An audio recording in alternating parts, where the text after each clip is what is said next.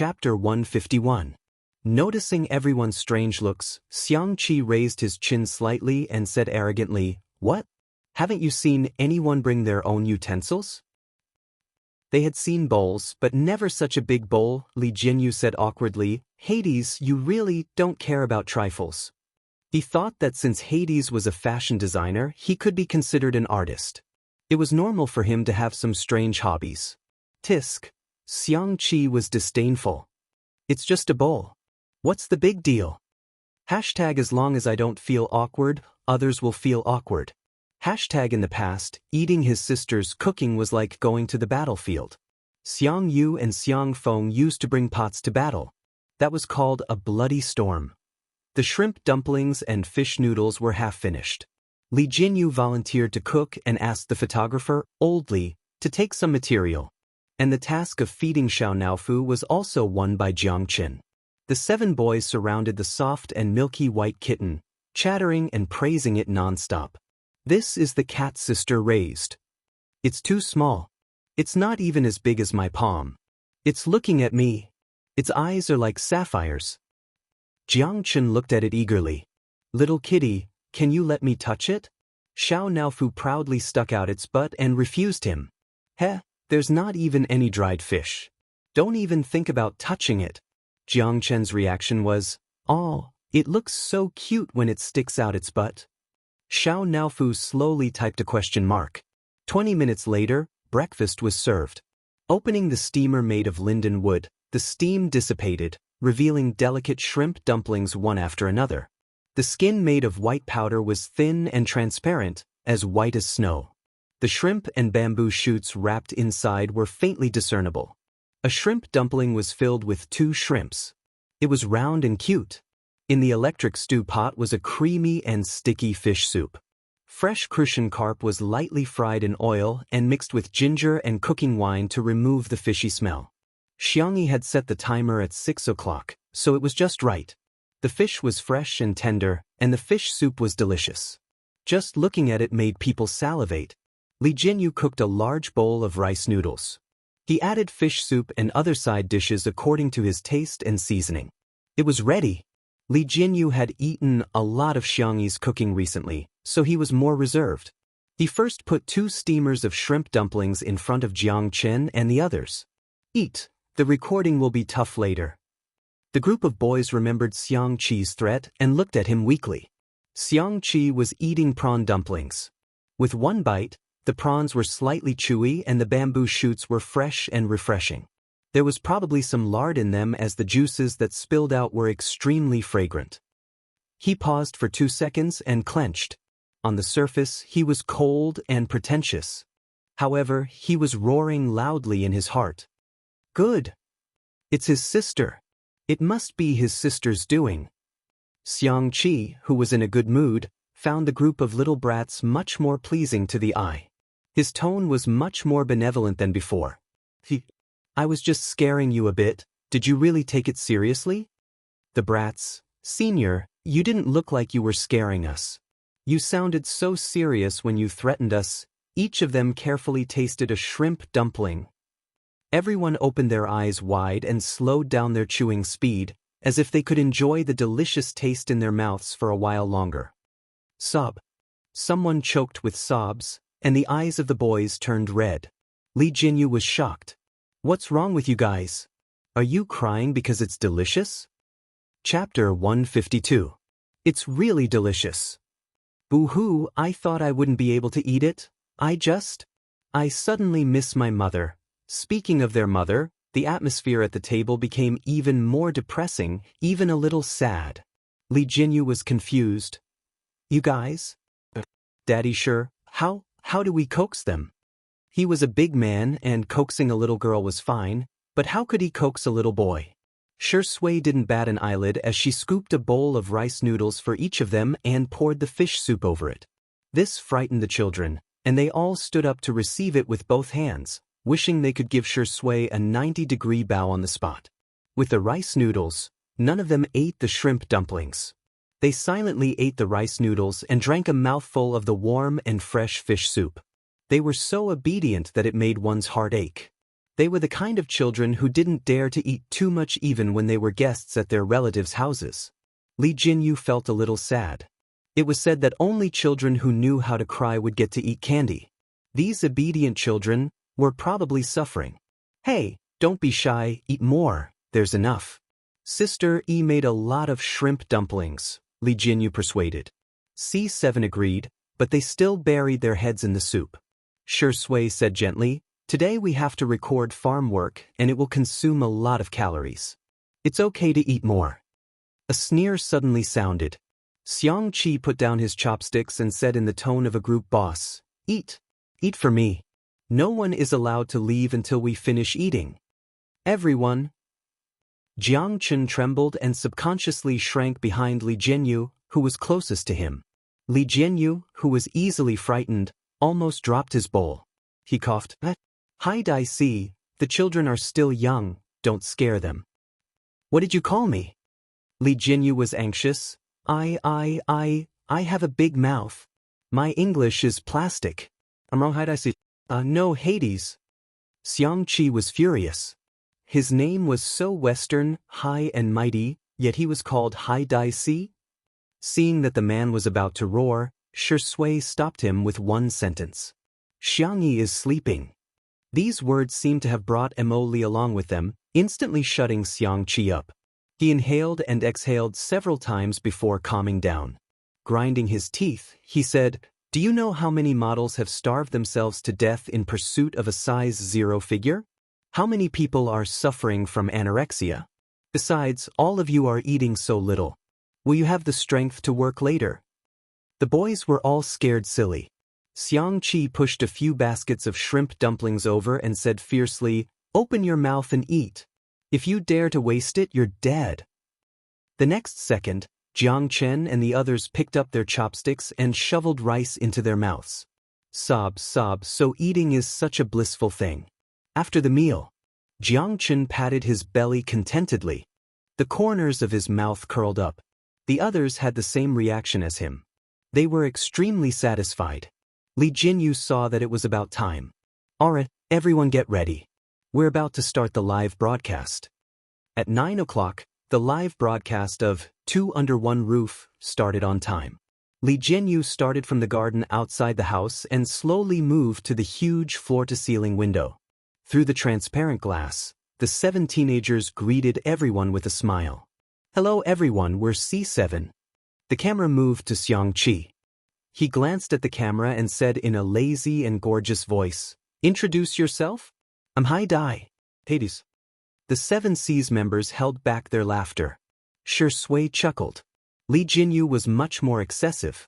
In an instant, his goofy laughter echoed in the live broadcast. Ha ha ha. Chapter 153. The comments section of the stream exploded. Wow, the C7 brothers are in this episode. Who is this long-legged brother? I want all his information in 1 minute. 7 brothers and 1 elder brother, plus the cultured scum Shurindi. Sure enough, one can see all kinds of miracles after living for so long.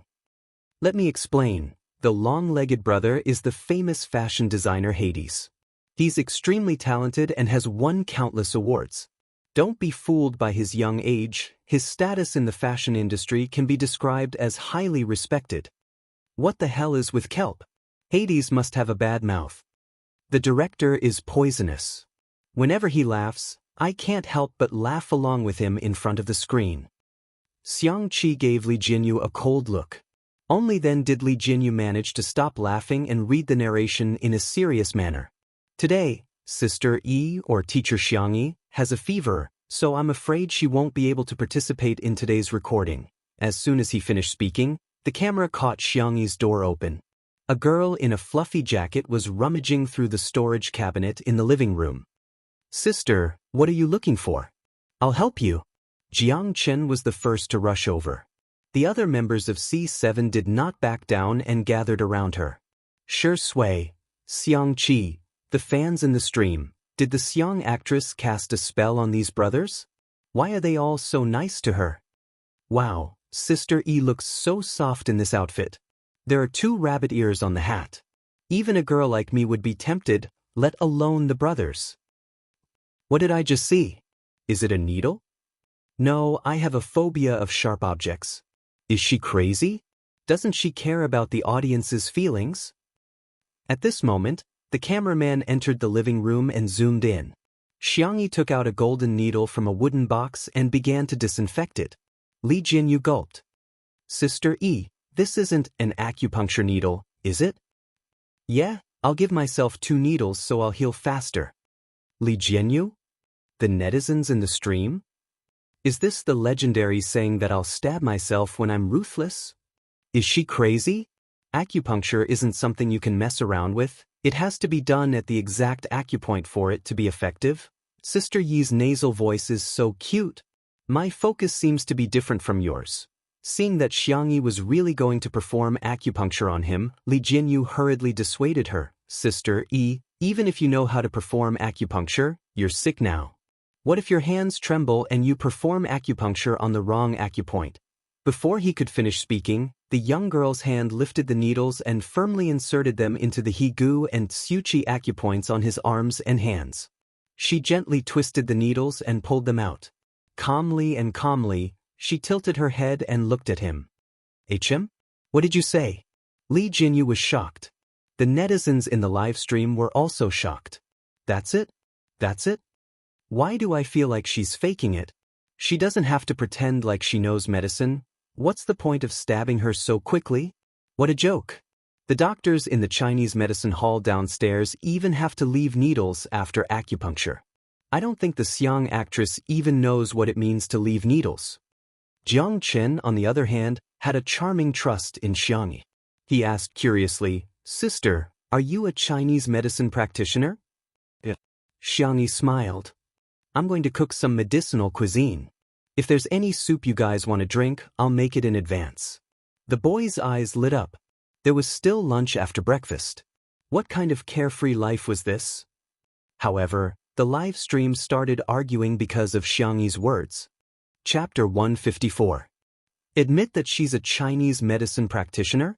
She doesn't even need to think of a script to lie these days.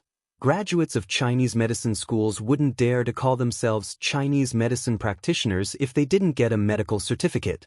Xiang, you're so full of yourself. Ha, I'm dying of laughter. My best friend is complaining about Xiangxia, saying that she's not as pretentious as Zhuang Zhou's sister. The female lead drama has been quite popular recently. I have a bold guess. Is the vase fairy trying to emulate the female lead drama and become an all-rounder? A man who is never content is like a snake trying to swallow an elephant. She's quite talented in music, isn't it good to focus on what she's good at? Why does she have to be so pretentious? It's annoying to watch. There were many sarcastic comments in the comments. Xiangxi's popularity with the public was extremely poor, and many people had developed a habit of criticizing her for the sake of criticizing her. Even though she had performed well in Two Under One Roof, everyone chose to turn a blind eye or continue to criticize her from a different angle. As long as they were strong enough, they could find a bunch of flaws even if they were saints. However, they had underestimated the number of Xiangxi's fans. Someone immediately jumped out to refute. Take out a needle and try it, see if it will bleed. Keeping the needle is an acupuncture technique, but not keeping the needle is also an acupuncture technique, okay? Some people must be blind. Can't they tell when she's so skilled in acupuncture? My whole family is watching the live stream together. My grandfather is a Chinese medicine practitioner. He said that even if Sister E doesn't have a medical certificate, she at least has medical skills. The comments were ripping each other apart, but in reality, things were very harmonious. Acupuncture treatment for fever was fast to begin with, and Xiangxia took the fever medicine that Shui fed her. Under the two-pronged treatment, her condition improved a lot. The boys from C7 looked at her in unison, waiting for her to assign them work. Xiangqi stuck his hands in his pockets, glancing at her from time to time under his sunglasses. Go pick some jasmine flower buds. You two go chop firewood, remember to wear gloves. You four go to Little Rabbit Farm to collect carrots. The girl's voice was soft and her logic was clear, ensuring that everyone had something to do and wouldn't be too tired. The boys set off energetically. Xiangqi said impatiently, Hey, what are the two of us doing? He pointed at himself and Shui, but his fierce look made it seem as if he was going to give Xiangyi the middle finger in the next second. Some people were gloating in the comments. Hades must hate the pretentious girl because of his attitude towards her. Seeing her third brother after so long, Xiangyi's emotions stirred. She sniffled and whispered, "What do you want to do? I'll listen to you." The production team? Netizens? Is the poser trying to curry favor with Hades? Looks like only Hades's overbearing arrogance can subdue her. However, to everyone's surprise, the famous international designer fiercely picked up the tissue box, pulled out a few tissues, and pressed them on Xiangyi's nose. Her face was small, and his palm was big, so it covered almost half of the little girl's face. "What are you waiting for? Blow your nose." Xiangyi's expression was blank, but she subconsciously did as she was told. Xianxia yelled at her, "Use more strength." The little girl's slender body trembled. The millions of viewers in the live broadcast room witnessed this incredible scene with their own eyes. Xianxia threw away the used tissues, pulled out a clean one, and wiped her nose before saying in disgust, "So dirty." Chapter 155. Everyone? Why did you wipe it if you thought it was dirty? Xiangyi stared at her brother in a daze. She actually wasn't that strong. She would always feel like crying over the trivial matters between her family members. It was only in this world where she had no family to rely on that she became stronger little by little. From Xiangqi's perspective, he saw the tip of his sister's nose turn red. He frowned slightly, probably because he had used too much strength and accidentally rubbed it. When he looked up, he found that his younger sister's eyes were red and filled with tears. Xiangqi panicked. "Don't cry." The little girl's ears on her jacket drooped, and the mist in her eyes wouldn't fall, wetting her feather-like eyelashes. A pair of bony hands suddenly grabbed her bunny ears and turned her shoulders so that her back was facing the photographer's camera. Silent gentleness and consideration. Shui's eyes were thin as she glanced at Xiangqi. "Fishing? Are you going?" Behind the manor, there was a medium-sized pond. Last year, Uncle Wang had brought people here to release the fish seedlings, which should have fattened up quite a bit by now. Fishing, fishing, fishing. Xiangqi gave a perfunctory reply, but his heart was still worried about his sister. He wanted to coax Xiangyi, but the moment he opened his mouth, his words were vicious. "Hey, I'm telling you, if you dare to cry, I won't wipe your tears." It could be said that he was very fierce, the netizens in the stream.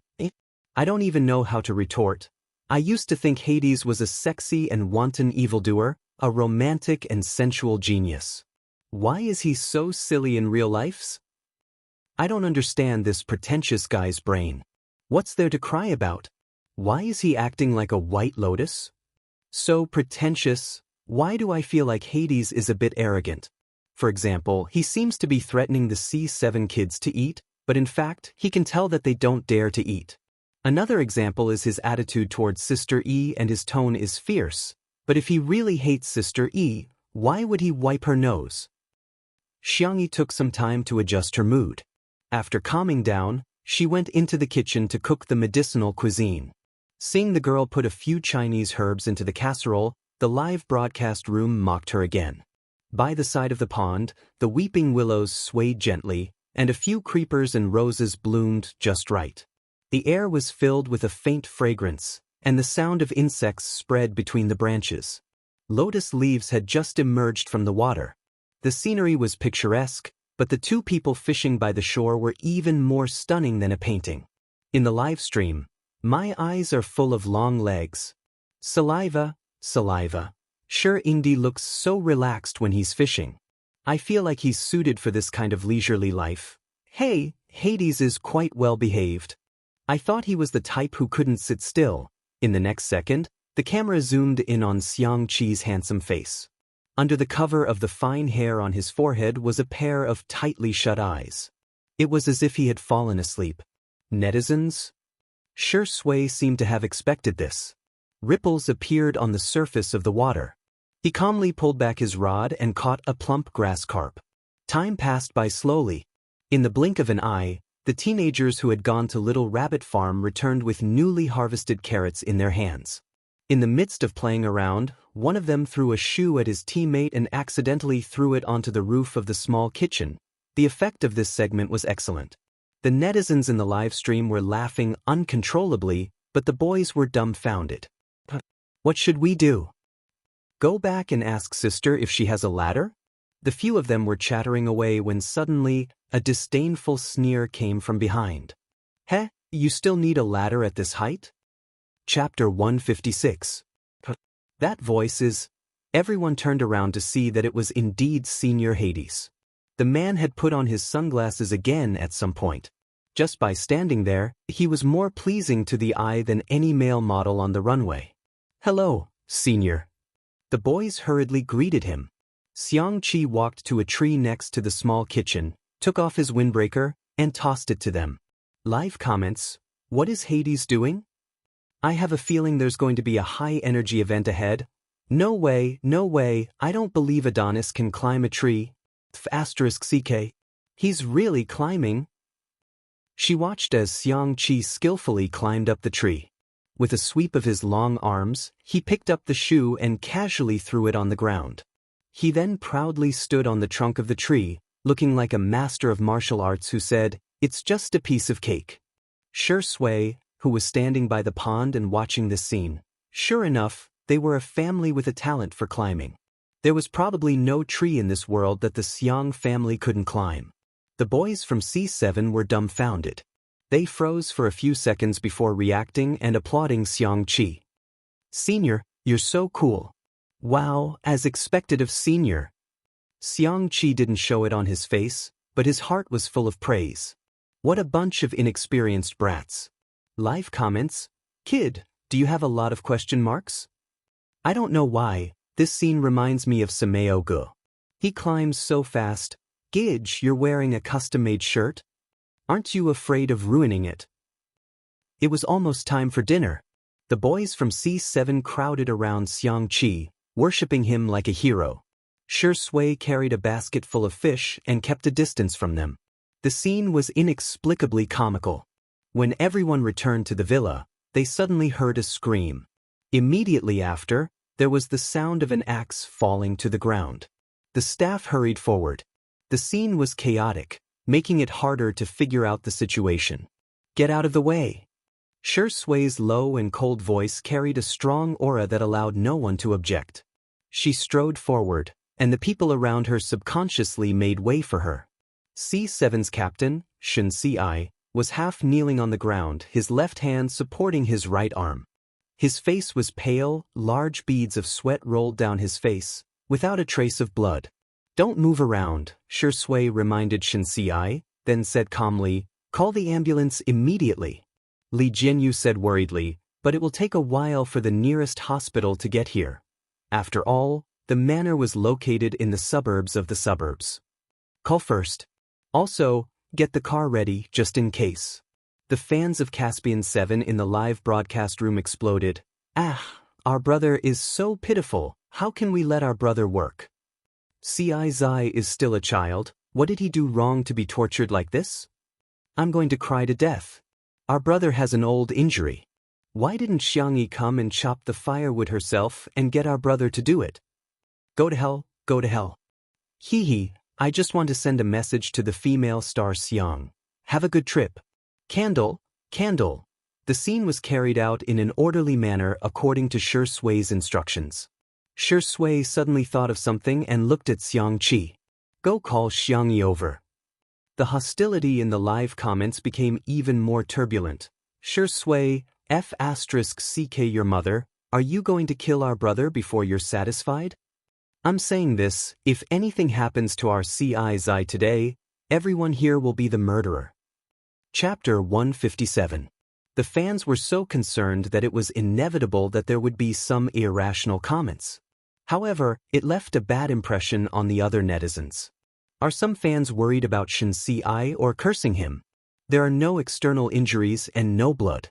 It's most likely a cramp, dislocation, fracture, and so on. It's not a terminal illness that can be cured, yet they keep saying that it's going to kill him. Xianxia's fans, can't you use your brain to watch the live stream? Xiangyi is the only one in this group who knows medicine. To put it bluntly, if something really happens, she can at least give him first aid or something. But regardless of their attitude, everyone's hearts were in their throats. At this moment, Xiangyi hurried out of the kitchen with a bowl of glutinous rice noodles in her hand. She didn't even bother to wash her hands and simply rubbed it against her body. She half knelt beside Xianxia and carefully held his right arm. She touched it cautiously and asked Xianxia how he felt. Xianxia answered truthfully.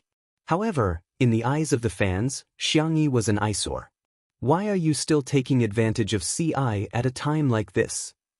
Please, don't pretend to know when you don't know. Just King fix yourself, don't try it on our brother. If I were there, I would give her 2 tight slaps. Her hands are so dirty, she doesn't deserve to touch my brother. Don't touch our brother. Get the ambulance here immediately. If it's a fracture, he'll have to undergo surgery. What's the use of traditional Chinese medicine? Xiangyi's technique was light at first, then heavy. Coupled with Shenxi's answer, she quickly came to a conclusion. Shenxi, don't be afraid. First of all, you're only dislocated. There won't be any life-threatening danger. Secondly, I have a professional certificate of traditional Chinese medicine, so I can help you set your bones. After a pause, she added gently, don't feel burdened. You can wait for the ambulance to come and go to the hospital for treatment. The fans were speechless. Wasn't she implying that she was very arrogant, but she didn't have to treat him? Shouldn't she be doting on our brother? Why does her tone sound so calm and even a little cold? Shenxi endured the pain and said in a muffled voice, Sister, I believe you. His forehead was covered in cold sweat, and his lips were bitten so hard that teeth marks could be seen. He looked at Xiangyi with teary eyes, pitiful and pure. Xiangyi, okay, you count to 2 8 beats. Come on, 567, go. Shenxi subconsciously began to count the beats, a habit formed by many years of trainees. However, before he could count the full 8 beats, he heard a crack and the bone was reset. Okay, that's perfect, the girl said calmly. Everyone in the program crew. The netizens were speechless. No way, that's it. Shenxi himself was in a daze, but the most direct feeling he had was that the pain had really been relieved. His eyes widened in shock. Sister, are you Hua? Xiangyi said casually, it's just bone setting. Is it difficult? Xiangyi's grandfather was a traditional Chinese medicine practitioner, and most of his friends were medical experts. She had been influenced by what she saw and heard since she was a child, and Xiangyi's grandfather even consciously trained her to diagnose and prescribe prescriptions for patients. She had more than 10 years of medical experience. Later on, when she transmigrated to another world, Xiangyi's medical skills also improved, but the people she came into contact with were all big shots. In the immortal world, there were also big shots who had entered the Dao through medicine. Hence, she had always felt that she was of a very ordinary standard.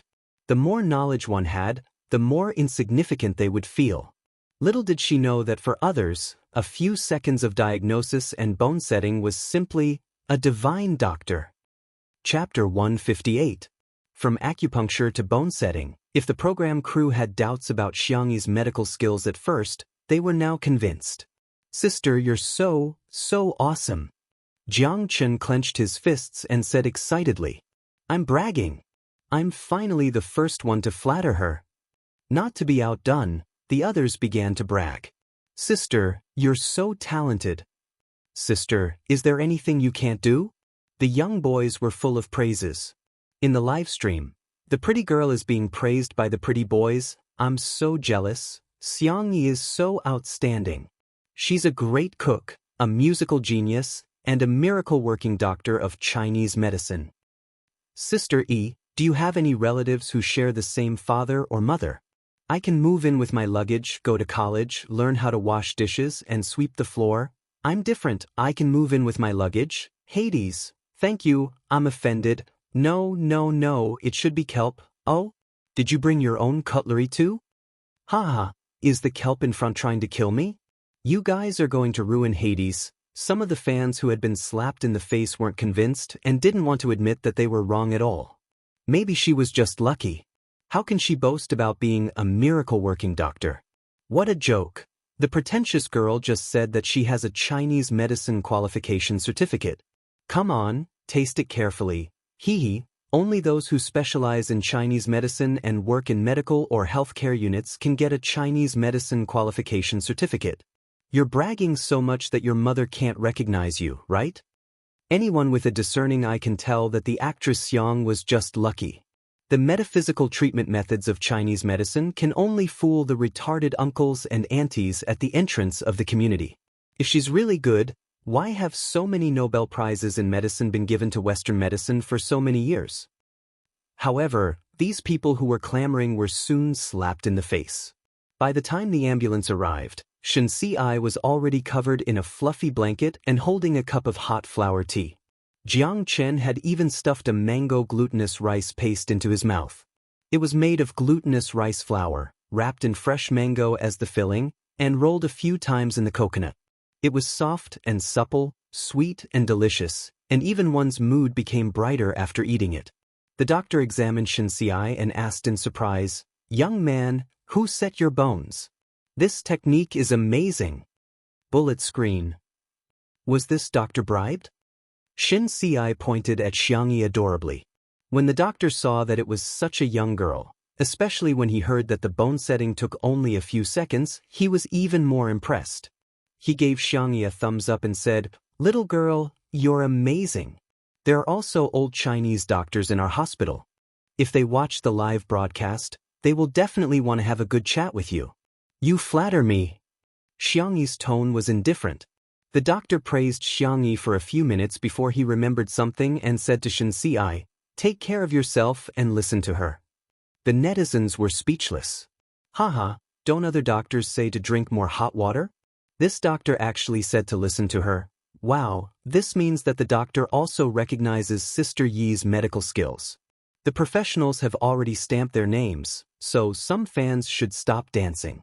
It's so awkward. To be honest, I just can't stand the actress Xiang pretending to be cool. Fine, I'll reluctantly say that she knows some medical skills, but she's not a Chinese medicine professional. How can she have a certificate? Without a certificate, she's practicing medicine illegally. Yeah, practicing medicine illegally is illegal. I don't mean anything else. I just think she needs to apologize for her mistakes. Chapter 159. The bullet screen was filled with endless arguments. Some nosy people thought it was fun and posted a screenshot on Weibo. Due to the two under one roof tag, it slowly gained popularity. For a moment, the surfing netizens were dumbfounded. No, are these people under some witchcraft that reduces their intelligence? I'm King confused. What kind of confusing statement is this? Looking at these bullet screen comments really makes me happy. What illegal medical practice? They just know a proper term and use it indiscriminately. It didn't take long for the atmosphere in the live stream to return to normal. The reason was not that the trolls were incompetent, but rather, it was time to eat. Li Jinyu even teased, "It's time for the food live stream." Hello everyone, I'm the new director of the food live stream, Shaoli. I have a full set of abs and a healthy appetite. Next, I'll show you today's lunch. The camera zoomed in on the dining table and zoomed in on the dishes one by one. The pan-fried steak was fragrant on the outside and tender on the inside. The steamed sea bass was smooth and delicious. The mutton braised with carrot soup was sweet but not greasy. The light shoshi pot was filled with beef slices and shrimp, as well as bamboo shoots, frozen tofu, spinach, broccoli, mung bean sprouts, and other vegetables. The boys from C7 stared in awe. Is this heaven? Xiangyi looked around and said, "Why are you all in a daze? Let's dig in." She thought the boys were afraid of affecting their figures and explained, "Today's food is very light, with little oil and salt. Try to choose foods that are low in calories and nutritious. You won't get fat if you eat in moderation." With her around, the atmosphere at the table was obviously much better than it had been in the morning. The boys were no longer so reserved and ate with gusto. Wow, this steak is delicious. Ah, the sea bass is so fresh. Woo, vegetables dipped in grapefruit soy sauce is amazing. Shui bent her long legs slightly and tasted each dish in a relaxed and leisurely manner, like a gourmet enjoying a delicacy. Meanwhile, Xianxia began, "Hey, get me a bowl of rice." "Hey, I don't want to cut the steak. Cut it for me, small pieces and sprinkle some lemon juice on it." "Hey, I want to drink soup. Get me more." "You're raising fish at the bottom of a bowl, who's going to drink enough?" Xiangyi's voice was soft and gentle. "It's your bowl that's too big," Xianxia glared at her. "Do you think I eat too much?" "I didn't." The viewers in the live stream were stunned by his actions. Sexy Hades has turned into a primary school chicken online? He's really fierce and cute. That Sunderhumph is so cute. Sister E is so obedient. Hades must be bullying her on purpose. Actually, I also want to steal her home and make her my little wife. No, you don't. Did you guys notice that Xiang Yi only scooped some soup for Hades? Even Shi Ingdi doesn't get such treatment. Is our Shi Sui Zai Zai unworthy? It's another day of hard work for the untimely CP fan looking for candy in the glass shards. After the meal, her brothers, who had agreed to eat only one bite each in the morning, all ate until they were full and sat in a row in the living room. Xiangqi rushed to wash the dishes while Shi Sui didn't fight with him. She was just going to put the dishes in the dishwasher anyway. When Xiangqi came out of the kitchen, he found his sister sighing while pinching the rabbit ears that had fallen off her jacket. Xiangqi pretended to be cold and calm as he walked in front of her. With one hand in his pocket, he struck a pose. "Beg me and I'll sew it for you," Xiangyi said innocently. "But I can sew it myself." Xiangqi exploded and yelled fiercely, "Hurry up and beg me. Otherwise, I won't sew it for you." Chapter 160. It's just a rabbit ear. To prove that she knew how to sew, Xiangyi took out her sewing kit and gestured. "Just a few stitches here and there will do." The next second, Xiangqi snatched the sewing kit from her hands. "You're so clumsy. What if you prick yourself?" The girl blinked and seemed to have understood something. She pleaded softly, "Then, can you help me sew it?" Under Xiangqi's calm exterior, his heart was in turmoil. His sister is begging me. She's begging me. The top international fashion designer acted as if he had drunk fake alcohol. He skillfully threaded the needle and started to sew. The boys were speechless. They felt that Senior Hades's hands were meant for beating people up, not sewing needles, especially after seeing the senior climb a tree, and then seeing him sew a rabbit's ear. She felt an inexplicable sense of dissonance. Shi Sui got up to get some water. When he passed by Xiangyi, he naturally stuffed a pillow behind her waist. "Thank you, brother," Xiangyi thanked him. She hugged her knees and leaned back, obediently watching Xiangqi sew. When Xiangqi heard her call him brother, he almost pricked his own hand. Only then did he realize that his sister had not called him brother for the whole morning. Not even once. But she actually called Shi Sui brother. This was like acknowledging a thief as her brother. After all, when Xiangqi was young, Shi Sui had taught him a lot of lessons. He couldn't beat him in a fight, nor could he outrun him. Other than crying and begging for mercy, there was nothing he could do. Xiangqi gritted his teeth, bit the thread, and threw the jacket to the side. With the jacket on the girl's head, it looked like he was bullying Xiangyi. Shi Sui immediately gave him a warning look. Xiangqi instinctively trembled. Xiangyi took off the jacket. The rabbit ear was firmly sewn on. The stitches were so fine that it was almost impossible to see. Her eyebrows curved slightly. "Thank you." Xiangqi was confused. "That's it? It's gone? Where's the my dear, handsome brother, after the thank you? If not, what about my dear brother? If not, what about her brother?" The furious Xiang clan Chi wanted to flip the table. His gaze fell on the table. The light beige tablecloth was dotted with small flowers. It was very warm and idyllic, but it caused Xiangqi to be seriously dissatisfied. He knocked on the table and sneered, "Heh, what kind of lousy tablecloth is this? Terrible taste, a black hole in aesthetics, unbearably ugly." Xiangyi's cherry lips parted slightly. "This is what you gave me before." The atmosphere in the living room fell into a strange silence. The viewers in the live stream were laughing like crazy. Why is Sister E always so serious and funny? I pricked my own hand, Kikizi, I slapped my own face. To be honest, these two really do look like a couple. Their eyebrows are somewhat similar. This is what a husband and wife look like. Am I the only detective who has noticed the main point? Xianxia and Hades actually knew each other before. Xianxia was silent for half a minute, and then, no one liked him when he put on his sunglasses. A real designer dares to question, deny, and overthrow themselves. Understand? Xianxia nodded cooperatively. Yes. Very good, I'll get someone to send the latest fabric I dyed over now. I'll show you what real taste is. After pausing for a few seconds, Xianxia questioned angrily, why haven't you said, wow, to me? Xianxia, wow. Show some emotion, your wow is soulless. Xianxia. Chapter 161. A year had passed, but her brother was still, he hadn't grown up yet. The little girl was used to it as she coaxed, while her soft and sweet voice fell into Xianxi's ears, making him feel comfortable all over. He resisted the urge to smile and corrected her. You're still lacking a bit, I'll teach you, Xianxia. What? Xianxi, yes, wah, up and down, come, I'll give you a tune, do ruimi turn. The viewers who saw this scene in the live stream, haha, where did my head fall? This wah is very clever. Hades' image is about to collapse. What's with the macho meme? Please enlighten me. Hades doesn't look like a muscular guy. It's from a fashion design documentary. Hades showed off his tailoring, embroidery, and other skills in the documentary.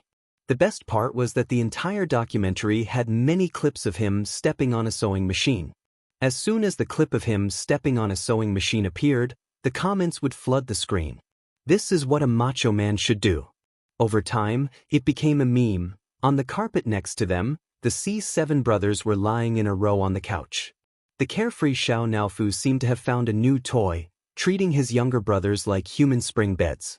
It jumped from one brother's abdominal muscles to the other brother's abdominal muscles, jingling the bells on its neck. Comments. These abs are so. Ahem, this kitten is so cute. Wah, I've chased after idols for 10 years, but I can't even compare to a kitten. What do you guys know? Xiao Naofu is playing music. When the kitten's paws step on different abdominal muscles, it will form different tones. The sound of the bell is a chord. Rounding it up, this is a symphony, sisters. To the person in front, I don't believe you. Green TX, I hope you and I are an endless song, dog head. Unlike other fast-paced variety shows, the live broadcast of Two Under One Roof felt slow and lazy, but it was very comfortable to watch. However, the number of comments was a lot less than during dinner time. Those viewers who felt that they had been slapped in the face by Xianxia started to come out again. So you're still not going to apologize for practicing medicine illegally? Smile. These are two different things. She can save people, but she can't lie. Otherwise, if everyone is like her, how can there be trust between people? Without a TCM qualification certificate, you're not qualified to practice medicine. What kind of mentality was that? I really take my hat off to him. I'm afraid that the pretentious demon has drugged the food. So many guests have been bewitched to the point that their brains are all messed up? There were too many comments like this, and some of the audience couldn't help but follow the trend and clamor for Xianxia to give an explanation. Li Jinyu found out about the direction of the live stream. If it had been the first day of the live stream, he would have definitely been influenced by the audience. However, after interacting with Xianxia, he felt that the little girl was trustworthy. In fact, he felt that Sister E was too low-key. She always humbled herself by saying that she only knew a little and was mediocre. Sister E couldn't be bothered to slap him in the face. Li Jinyu asked Xianxia directly and confidently, Sister E, the netizens are very interested in your medical skills. Can you briefly explain it to everyone? Before Xianxia could speak, Xianxi sneered and said, What's there to talk about? She has been learning prescriptions from my grandfather since she was 7 or 8 years old. In Western medicine terms, she has 10 years of clinical experience. Isn't it normal to treat a child? Chapter 162. Little brat, Xianxia.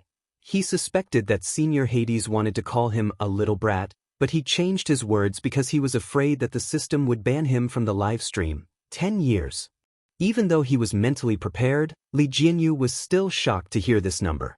If a medical student graduated at the age of 25 or 26, they would have to be in their 30s to have 10 years of clinical experience. In the traditional understanding of ordinary people, doctors were bound to be more capable as they got older. After all, age meant more experience. However, Xianxia had completely broken everyone's understanding. 7 or 8 years old. Most people were still in the first grade of primary school, but Xianxia had already started learning how to prescribe medicine. Xianxia said calmly, "Yes, I've been learning for more than 10 years. I got my Chinese medicine license in my first year of university." Li Jianyu, "I see, Sister E is awesome." Jiang Chen, who was half a beat slower, was speechless. I'm the best." However, Li Jianyu had underestimated how difficult it was to deal with the haters. I circled the keywords. Prescribing medicine at the age of 7 or 8 and getting her medical license in her first year of university. But she herself admitted that she studied agriculture in university. That's a contradiction. She's exposed herself, isn't she? Why is Hades so protective of her? If she's treating patients at the age of 7 or 8, wouldn't she be practicing medicine illegally? How ridiculous, haha, she's indeed a pretentious spirit. According to her logic, I'll graduate from Tsinghua University while studying in the capital. Some people couldn't wait any longer and went on Weibo to criticize Xianxia. This time, in addition to the pretentious spirit, they also gave Xianxia the nickname of a liar. There were a few female celebrities who were very similar to Xianxia. Seeing that her popularity had been rising recently, they felt a sense of crisis. Hence, they hired an army of netizens to put out Xianxia's rising popularity. The weakness of lying wasn't that big of a problem, but as long as the rhythm was right, it could easily ruin her popularity and cause the public to hate Xianxia. Hence, many onlookers appeared in the comments section. Congratulations to Xianxia for winning the Nobel Prize in Chinese medicine. Practicing medicine at the age of 7, even Hua Tuo reincarnated would have to call you a divine doctor. You've all misunderstood. Liar is actually a witch doctor who specializes in casting voodoo spells on men. If you don't believe me, just look at Shi Indi, Hades, the C7 brothers, and director Li Jianyu. Which one of them doesn't protect her from the bottom of their hearts? When the term #Xianxia liars rushed to the end of the hot search, a blogger who did medical science suddenly posted on Weibo, a medical knowledge every day. The Chinese medicine practitioner qualification examination in our country is an industry admission examination. How do you understand it? Simply put, it was to evaluate whether you had the knowledge and ability to work as a doctor. Generally speaking, applicants must be Chinese medicine-related majors, and they need to do an internship in a hospital or healthcare center. That is to say, you can't just have theory, but also practice. However, there was a system of apprenticeship in Chinese medicine in China.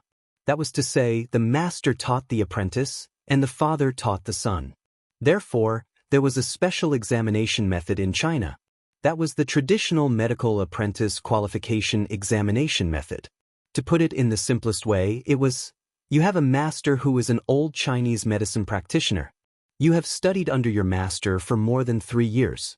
If your master thinks you are qualified, then you can take the examination. After passing the examination, you will be qualified to practice medicine. When this Weibo post was posted, no one cared about it at first. Until a message popped up, Shi Sui V reposted the Weibo post. Chapter 163. Shi Sui had more than 10 million fans on Weibo, and within a few minutes, the number of comments had exceeded 1,000. Brother, you finally remembered the password. I'm going to make a bold guess that he's reposting it for Sister E. Damn, I've finished reading the popular science article. Does that mean Xianxia is really qualified to practice medicine? Shi Sui's fans were not the only ones who were shocked. With his influence, his Weibo post soon made it to the top of the trending list, and in the blink of an eye, it had reached the top 10.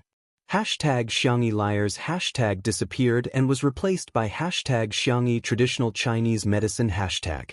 The haters were dumbfounded. They didn't expect that not only did Xiangyi have medical skills, but she was also qualified to practice medicine. She wasn't bragging at all, but merely stating the facts. There were also many passers-by who were curious. What's the background of this Xiangyi girl? What's her relationship with Shui? Xiangyi's fans began to explain to the passers-by with a sense of pride that their idol had been discovered.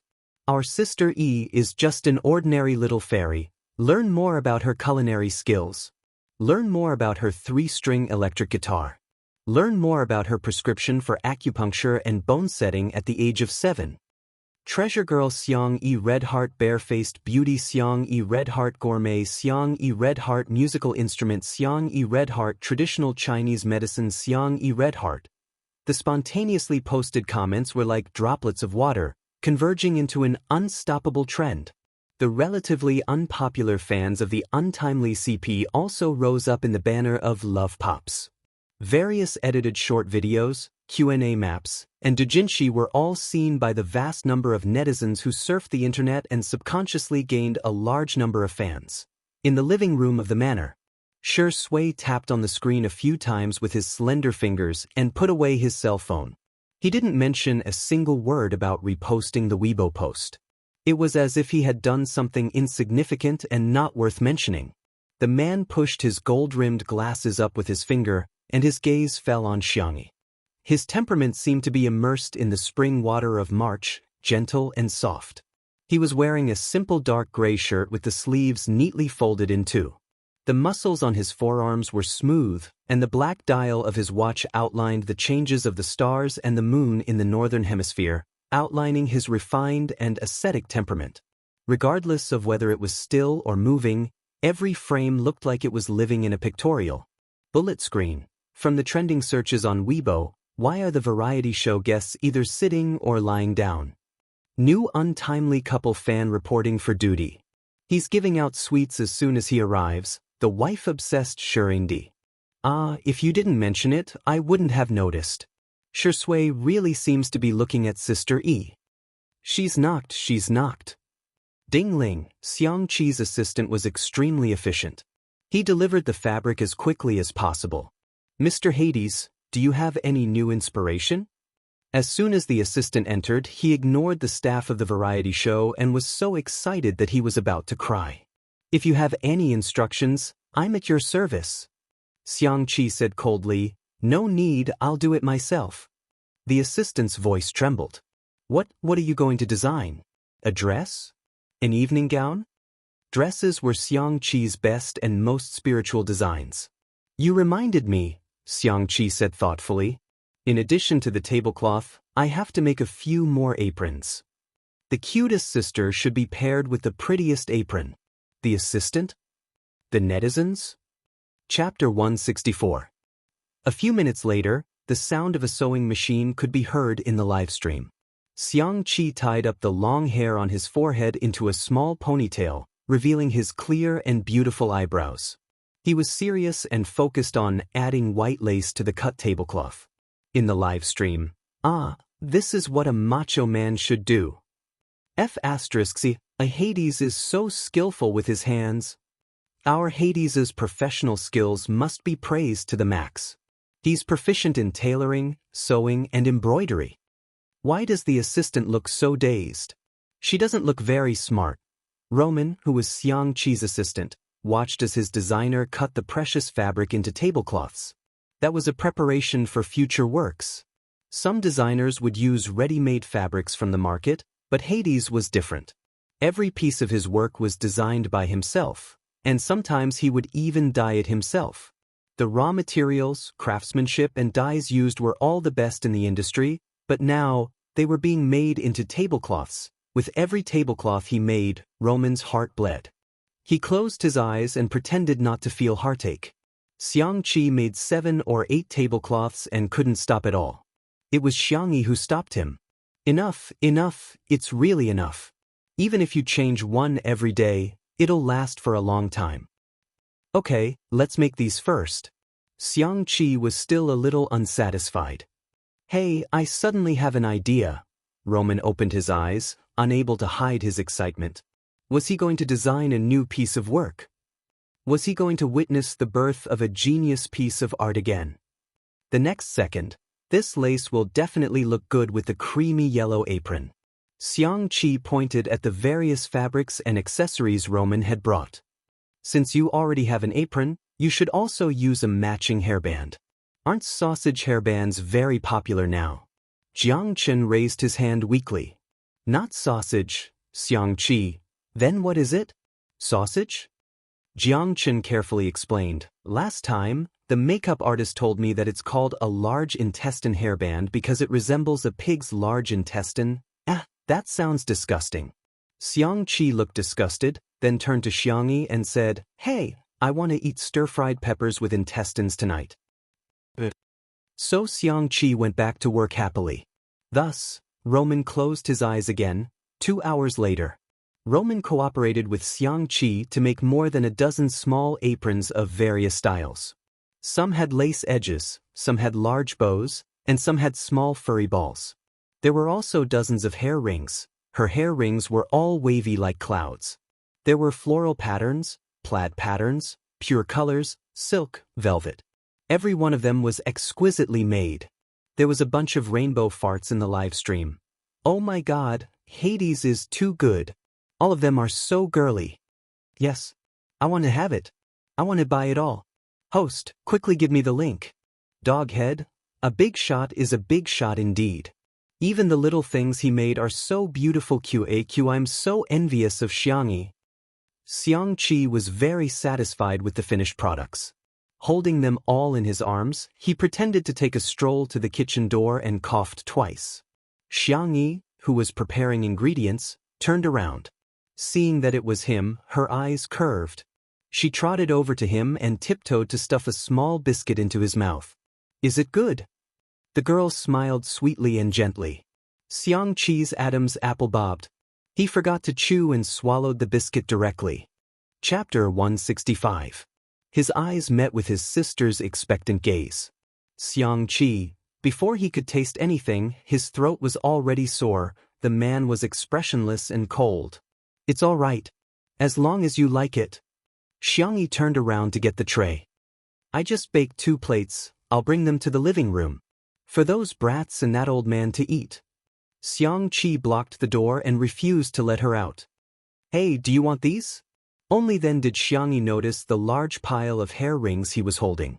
Girls had no resistance to such things. Her eyes lit up. Cute. Did you make them for me? Xianxia said arrogantly, don't flatter yourself. I just made a few to match the apron. This is a designer's pursuit of perfection. If you want them, exchange them with cookies. Xiangyi blinked. Seeing that both his hands were occupied, she picked up a small cookie. Bend down, I'll feed you. Short legs are so troublesome. Xianxi's tone was disdainful, but his waist bent down honestly. The girl fed him a small cookie. It was a very common cookie, but it was especially delicious after being baked by her. It was sweet and mellow, golden and soft, with a rich milky taste mixed with the aroma of sesame seeds. The delicate texture made him want to eat another piece. Xianxia declared childishly, these hair rings are all yours, and these cookies are all mine. But, no buts. I want to eat all to myself. Xianxia said fiercely. Xiangyi looked up and asked innocently, then, can I have a piece? She had been baking for so long, but she hadn't tried it yet. Whoosh, Xianxi's sister-obsessed heart was struck. He raised his chin. Since you're begging me, I'll reluctantly let you have a taste. The live stream was still going on. When the netizens saw this scene, the real-time comments instantly surged. This is hard to understand. I feel like Sister E is unconditionally good to Hades. The untimely CP fans are heartbroken, and they even want to cheat on the two of them. To be honest, Xiangyi is so gentle that she can be a CP with anyone. Wasn't she with Yen Nai's younger brother? What's a little puppy? I like hunks like Hades who are sexy and strong enough to step on a sewing machine. Xianxia stuffed all the hairpins into his sister's pocket, and the siblings finished off a plate of biscuits in the kitchen. In the Xiang family, not to mention eating alone, even a bite of food had to be snatched. Now that he could eat alone with his sister, Xianxia was simply too happy. He hummed a little tune as he returned to the living room, showing off to everyone. Xianxia made biscuits as asterisk it asterisk asterisk asterisk asterisk. It's just for me. Everyone. Roman was sobbing softly as he huddled around a pile of leftover tailoring materials. He had been with Xianxia for many years and knew about the relationship between Xianxia and Xianxia. It was precisely because he knew that he felt bad for Xianxia. She was a woman who ruined his career. Forget it if he kept cutting ties with her, why did he have to waste these precious materials on her? She wasn't worth it. She wasn't worth it at all.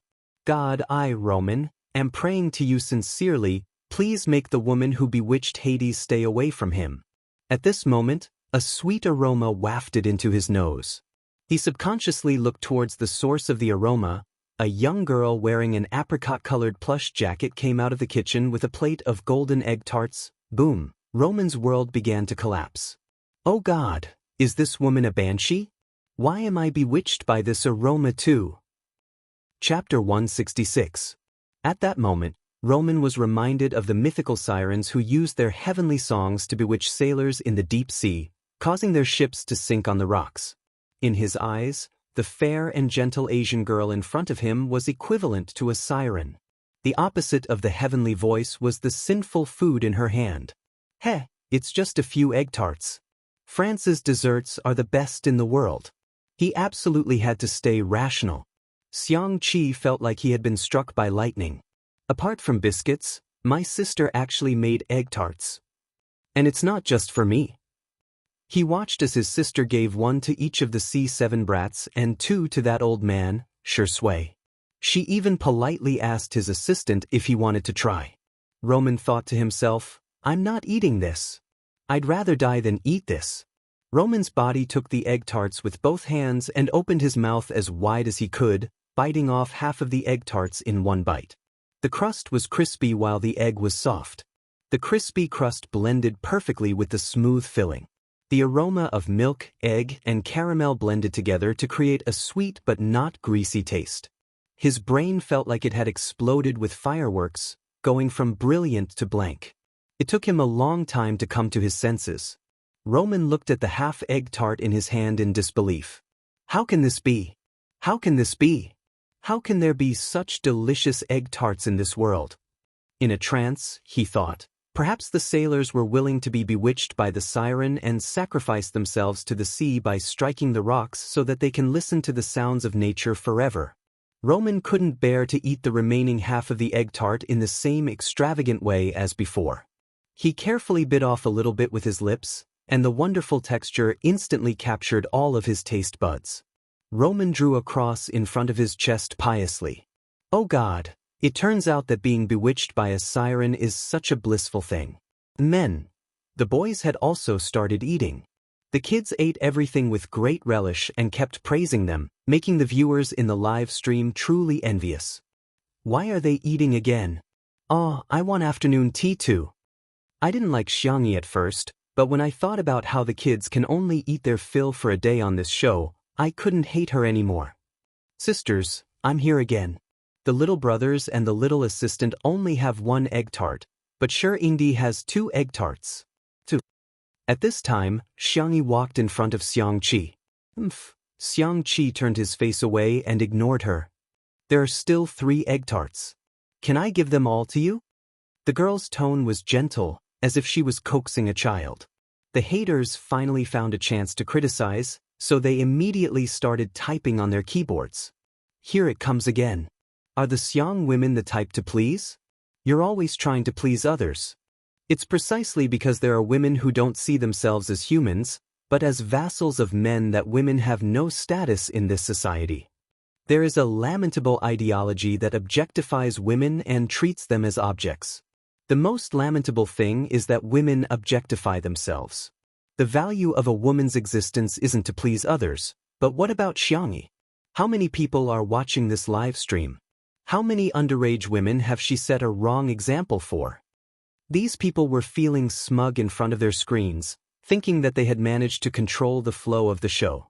However, they heard the girl's gentle voice. Brother, don't ignore me. Her fair and slender fingers tugged at the man's sleeve and swayed gently. Don't be angry anymore, okay? Chapter 167. Shui glanced in Xiangyi's direction. The boys, who were munching on egg tarts, were dumbfounded. Especially Jiang Chen, who had seen Xiangyi teach Sister Ling a lesson, was so shocked that his eyes widened. Isn't Sister valiant and strong? Who is this coquettish girl? Everyone heard a complete sentence. And in Xiangqi's mind, 2 words were circulating endlessly.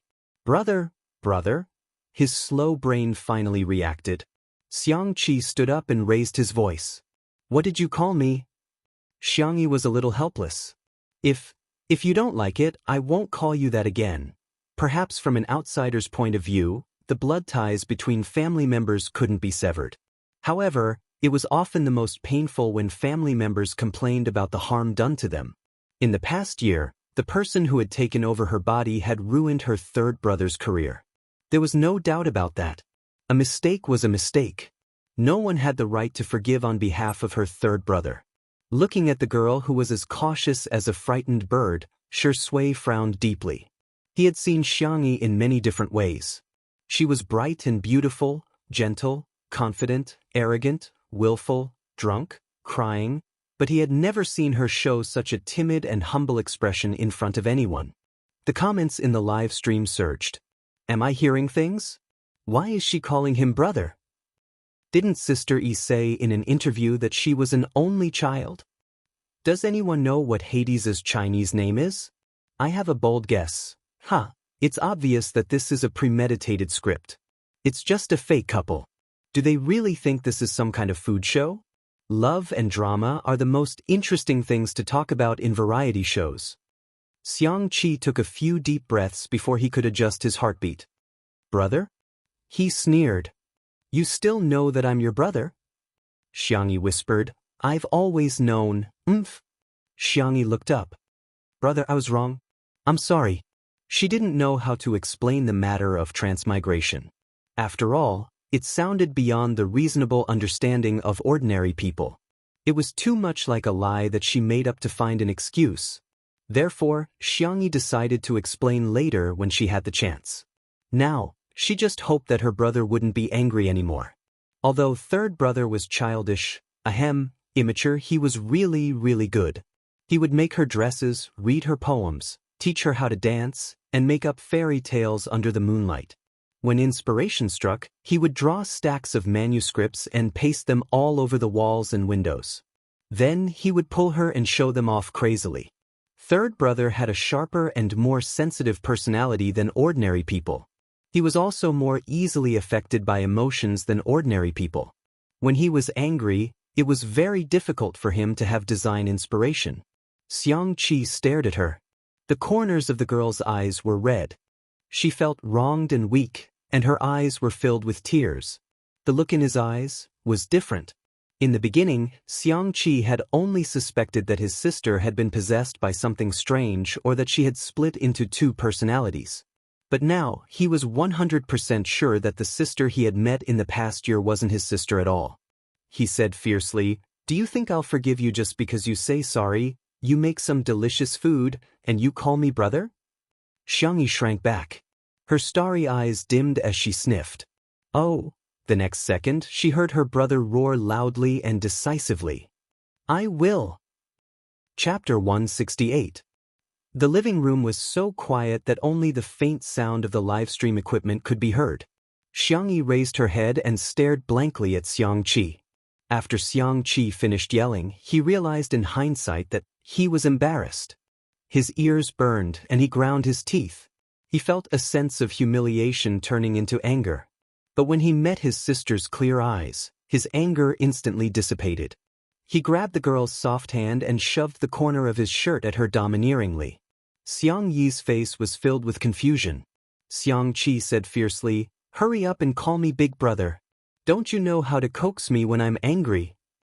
In the live stream, the viewers who saw this scene were dumbfounded. Why was this plot completely different from what they had expected? This plot doesn't play by the rules. Hades is too cute. He's devilish on the outside but arrogant on the inside. I love him.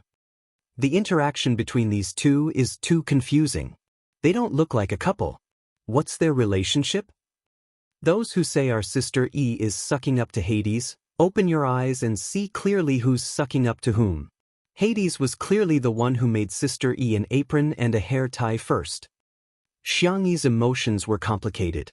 She gripped the corner of her brother's shirt tightly, her voice tinged with a slight sob. You don't blame me anymore?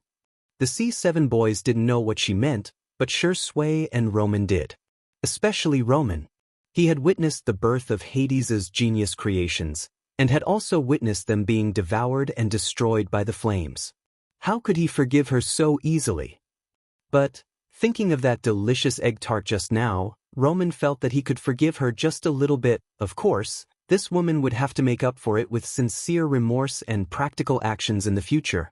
I know it wasn't you, Xianxia said in a voice that only the two of them could hear. Xianxia froze. She thought that even if she explained, her brother wouldn't believe her. However, she didn't expect that before she could even explain, her brother had already seen through the truth and chose to trust her. Seeing that his sister's eyes were as red as a rabbit's, as if she couldn't even hold back her tears, Xianxia resumed his fierce tone. Idiot, don't you even know how to act cute? Do you need me to teach you step by step? Xianxia, okay. Xianxia. Alright, I'll show you. He pinched his throat and imitated the shy tone of a little girl. Big brother is the best in the world. Brother is the most handsome man in the world. C7's little brothers? Where was the arrogant and cold senior Hades from this morning? The audience in the live stream room? Hades, I'm just kidding myself. I want to see Sister E act coquettishly. I've already started recording. Sure enough, when a man acts spoiled, women have nothing to do with him. Xianxia blinked her eyes, which seemed to be filled with moonlight, gentle and clear. She tugged at the corner of her brother's shirt and said softly, Big brother, you're the best. Whoosh, bang. Xianxi's world began to explode with fireworks. My sister is indeed the cutest in the world. I've always been the best. Rubbing his sister's little head with his large palm, he was suddenly filled with inspiration. He turned around and picked up a pen and paper before kneeling on the ground and drawing. The comments in the live stream room were full of speculation. Is Hades going to design an apron again? Roman leaned over to take a look and immediately blocked the camera, tears of excitement gushing out of his eyes. A work of art. This was a real work of art. Chapter 169. Everyone knew that inspiration was not easy to come by, let alone a world-class designer like Xianxia. Everyone tacitly chose to remain silent, and even the comments in the live stream had decreased significantly. Sure. Let's not disturb Hades. Jing, don't whisper. Super quiet. This is so immersive, I'm getting nervous. It's been a year. Can Hades come up with a new design? Xianxia had a strong foundation in art. With just a few strokes, he sketched out a set of clothes. He casually tossed the draft paper aside and continued with the next one.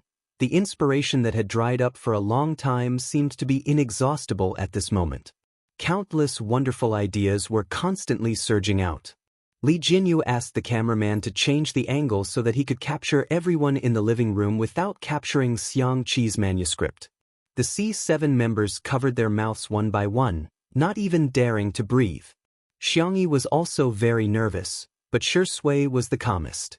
She stuffed a soft pillow into her hand, which the little girl hugged tightly. Looking at the exquisite design drafts, tears began to fall from her eyes. This was a miracle. No, it was a miracle. At this moment, the muse of art kissed Xianxi's fingertips, and the banshee of the deep sea prostrated herself at his feet, wholeheartedly submitting to him as she played the sounds of nature for him. This process could be described as slow, but it could also be described as fast. About 20 minutes later, Xianxia threw away his pen and lay on the ground, exhaling deeply. His brain was in pain, but his mind was extremely excited. Xianxia hurriedly threw away the pillow and knelt beside him, massaging his temples and the space between his eyebrows. With her professional massage technique, Xianxia felt his headache ease a lot, followed by a deep exhaustion. He rubbed his head against the girl's palm and coquettishly said, "Remember to make me stir-fried pig intestines with hot peppers. I also want pudding and—" Before he could finish his sentence, his thick eyelashes drooped and he fell into a deep sleep. Xiangyi, in the live stream, he fell asleep just like that? Amazing, why does he still remember pig intestines? I'm dying of laughter. Actually, I can understand. It's really tiring to use your brain too much. Who can stand the coquettish Hades? Sister E, please satisfy him. Roman quickly sorted out Xiangqi's manuscripts, and then habitually took out a blanket, covered the man, and carefully tucked him in. Not to mention the ground in order to find inspiration, a certain someone had even slept in a tree. Don't worry, everyone. You can talk and laugh as you wish. It won't affect Hades. He won't wake up even if there's thunder or an earthquake. Roman bowed.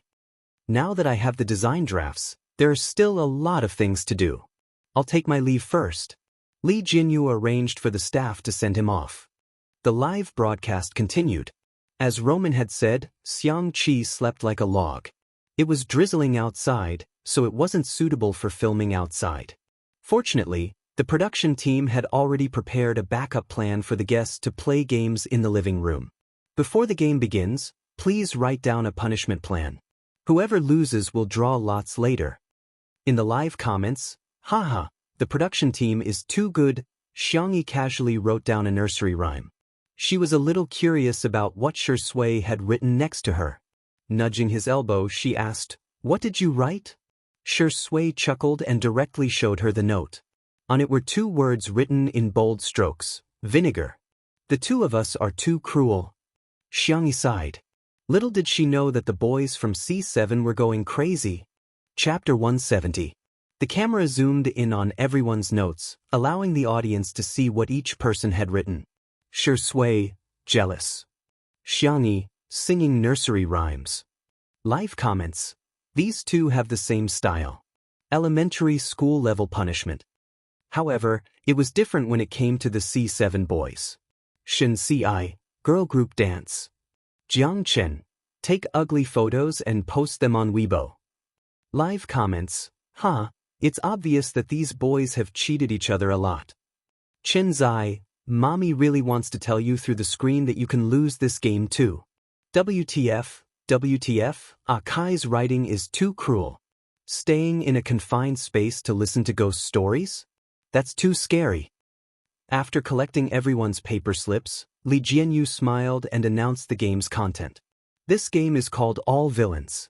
In each round, there will be a princess, 2 killers, and a knight.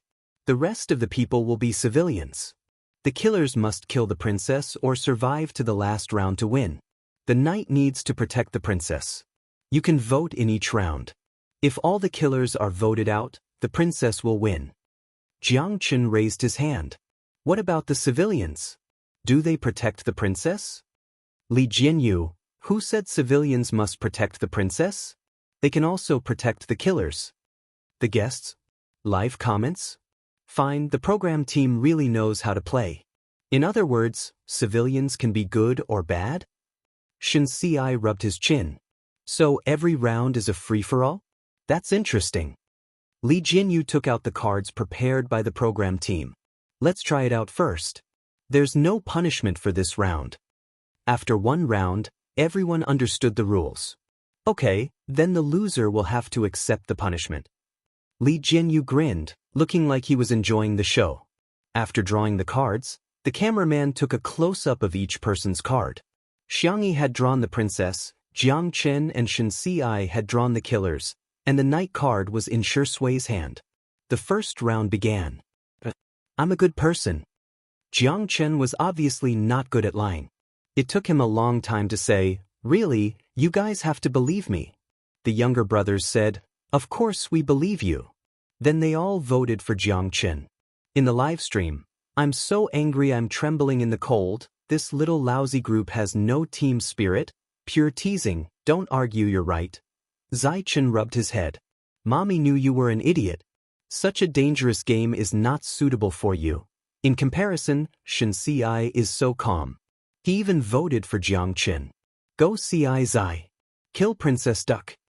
Xianxia relied on her strong mental fortitude to survive 2 more rounds.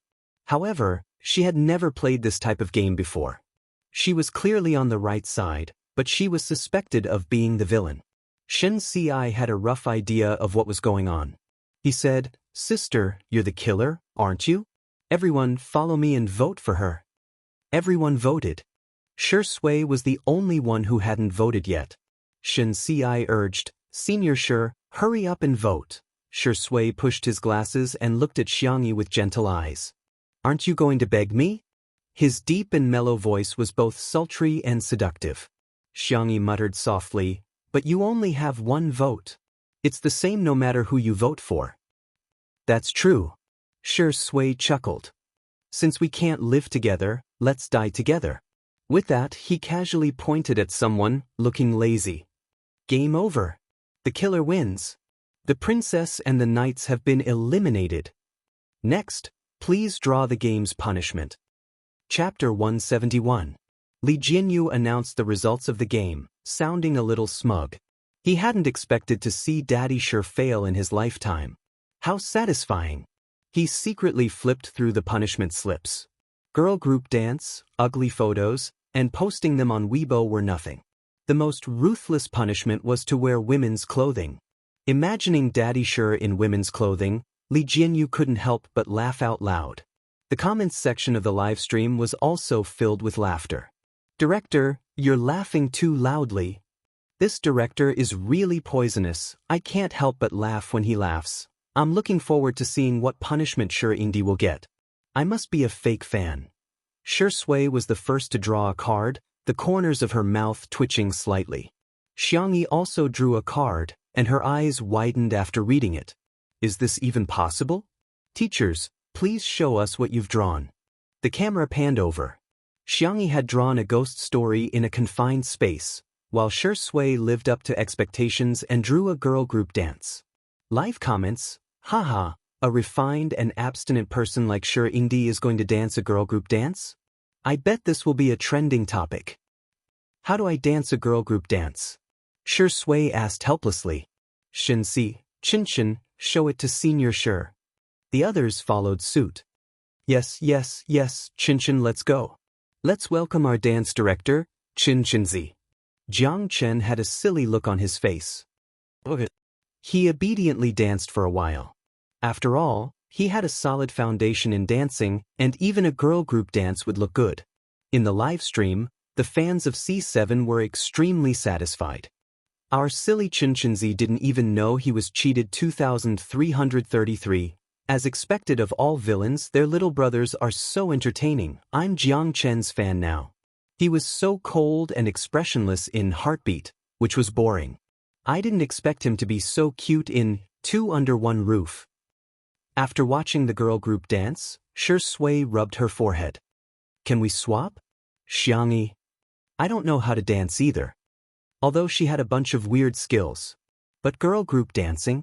I'm sorry, this question is really out of my scope. Li Jinyu didn't mind the drama. Since Sister E doesn't agree to change, then Father, do you want to choose the same one as Sister E? Listening to ghost stories in a confined space with Sister E. Wow! The younger brothers began to whistle. However, there were polarized comments in the live stream. Someone give the director a drumstick. Shocking! The director took the lead and started eating candies. Let's go! Is the program crew crazy? What if the vase fairy secretly takes advantage of Indi? Isn't this disgusting? Why do they have to force a CP? Even if they're going to form a CP, they should at least form a CP of equal social status, okay? Movies, TV series, music, which one of them could she bring out as a representative work? So get lost. In reality, Shui's eyelids drooped lazily. She looked indifferent, as if she didn't care about the punishment. He asked Xianxia in a low voice, "Can we?" Xianxia didn't think much of it. One person might be scared to listen to a ghost story, but 2 people might treat it as a joke. She answered softly. A group of young and playful brothers laughed and pushed the 2 of them into the utility room. They played the ghost story on the Bluetooth sound system before locking the door firmly. In the live stream, There were not as many fans of the untimely CP as Shui's fans, but the comments instantly filled the entire screen. The ceremony is complete, send them to the bridal chamber. He. Congratulations to the two newlyweds for having a baby soon, untimely is locked. Chapter 172. Usually, the two of them wouldn't even make eye contact during the live stream, but at this moment, they were both locked in the utility room. The fans of the couple were overjoyed as if they were celebrating the new year, wishing they could set off 100,000 firecrackers. The only regret was that there was no image and they could only listen to the sound. The dimly lit utility room wasn't large to begin with, and with the addition of two people, it seemed even more cramped. The Bluetooth speaker was playing a ghost story. Late one night, the husband returned home only to find that his wife had disappeared. He said, "Honey, stop playing hide and seek with me, I see you." He yanked open the closet, but it was empty. However, when he looked at the window, there was a woman's face outside. Xianxia walked past Shui and fumbled around the wall to find the light switch. The two of them were already close to each other, and the faint scent of gardenias from her hair wafted to the tip of his nose. Shui's Adam's apple bobbed slightly. "Have you changed your shampoo?" "No, I'm used to switching between bottles," Xianxia answered gently. She happened to find the light switch and pressed it. The light bulb above her head sizzled and flickered, as if it would go out at any time. For some reason, there was a hint of fear. However, the story continued on the speaker. The wife couldn't be found in the surveillance camera either. It was as if she had evaporated into thin air, Xianxia said nonchalantly. The husband in this story may have been lying. Although we can't find a living person, that doesn't mean we can't find a dead one. Instead of worrying about ghosts, we might as well search the fridge and reservoir. The netizens in the live stream were dumbfounded. The next second, they heard Shui's gentle voice. "In the movies I've seen before, there are people who hide corpses in the walls or wax figures." "What movie? Think about it. F***CK, I feel a chill down my spine. Can the two of you respect this story? Where's the plot where I imagine Sister E throwing herself into Shui's arms out of fear?" In reality, the two of them talked about horror movies for a long time and completely ignored the ghost story that was playing on the stereo. Xianxia was a little tired from standing. She pulled out an old chair and wanted to sit down. However, she didn't expect that it would cause a chain reaction. The pile of things on the table toppled over like dominoes. A warm hand grabbed her hat and pulled her to his side. "Be careful." "Thank you." After Xianxia thanked him, she suddenly thought of something and asked nervously, "Did my ear fall off?" Shui chuckled and raised his hand to pinch her two little ears. "Still here." "No, it's the rabbit ears my brother sewed for me. If I lose them, he'll be angry again." Xianxia put on the hat and touched the top of her head. She was relieved when she found that the rabbit ears were still there. It seemed that her brother's sewing skills were still very good. Shui's eyes were deep and dark. After putting on the furry hat, the girl's fair face seemed even more petite. One of her rabbit ears stood up while the other was half folded. He couldn't resist the urge and broke off the girl's other ear. Xianxia wanted to avoid him, but after the debris fell, the space became even more cramped. Her back hit the wall and there was no way out. The girl protested softly. "Stop pinching." Shui, on the other hand, seemed to have found a new toy. He stuck the rabbit ears up and folded them back down, having a lot of fun. Xianxia bit her lip. "Are you interested in me?" Shui paused in his actions. However, he heard the latter half of the girl's sentence. "Where's my coat?" She generously said, "Can I lend it to you?" Chapter 173. Shui didn't respond for a while and simply looked down at her with a half smile. Afraid that he would misunderstand, Xianxia explained, "It's not that I don't want to give you a new one, but there's only one of this in the world, so, this jacket was her brother's first piece for practice. She had been wearing it for a long time and treasured it so much that she couldn't bear to throw it away." "So you can't bear to part with it?" Shui's voice was languid, and there was a hint of abstinence in it after he deliberately lowered his voice. He raised his hand to adjust his loose tie, and his upturned peach blossom eyes widened into a smile. "It's okay, You can lend it to me. Xiangyi was a little surprised, but she quickly regained her composure, thinking to herself, it seems that he really likes this jacket. It couldn't be helped. Her brother's designs were the best in the world. Who could resist? In the live stream, Shi Sui, are you going to blink when you're threatened? The pretentious spirit is at it again, and it's the only one in the world. Blarg. Director, open the door. I want to see Shi Sui in women's clothing. I'm greedy. I want to see Shi Sui in women's clothing and dance in a girl group. Haha. Coincidentally, the story in the stereo had also ended. The door was opened. The naive boys began to jeer.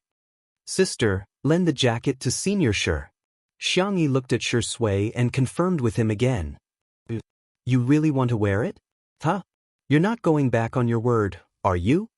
Shi Sui's thin lips curled into a teasing smile. Xiangyi took off her jacket and handed it to him. There was still some warmth left on the jacket, which was warm and vaguely ambiguous.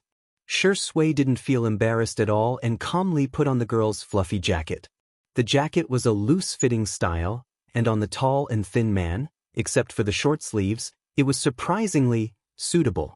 Li Jianyu, who was secretly laughing, suddenly couldn't laugh anymore.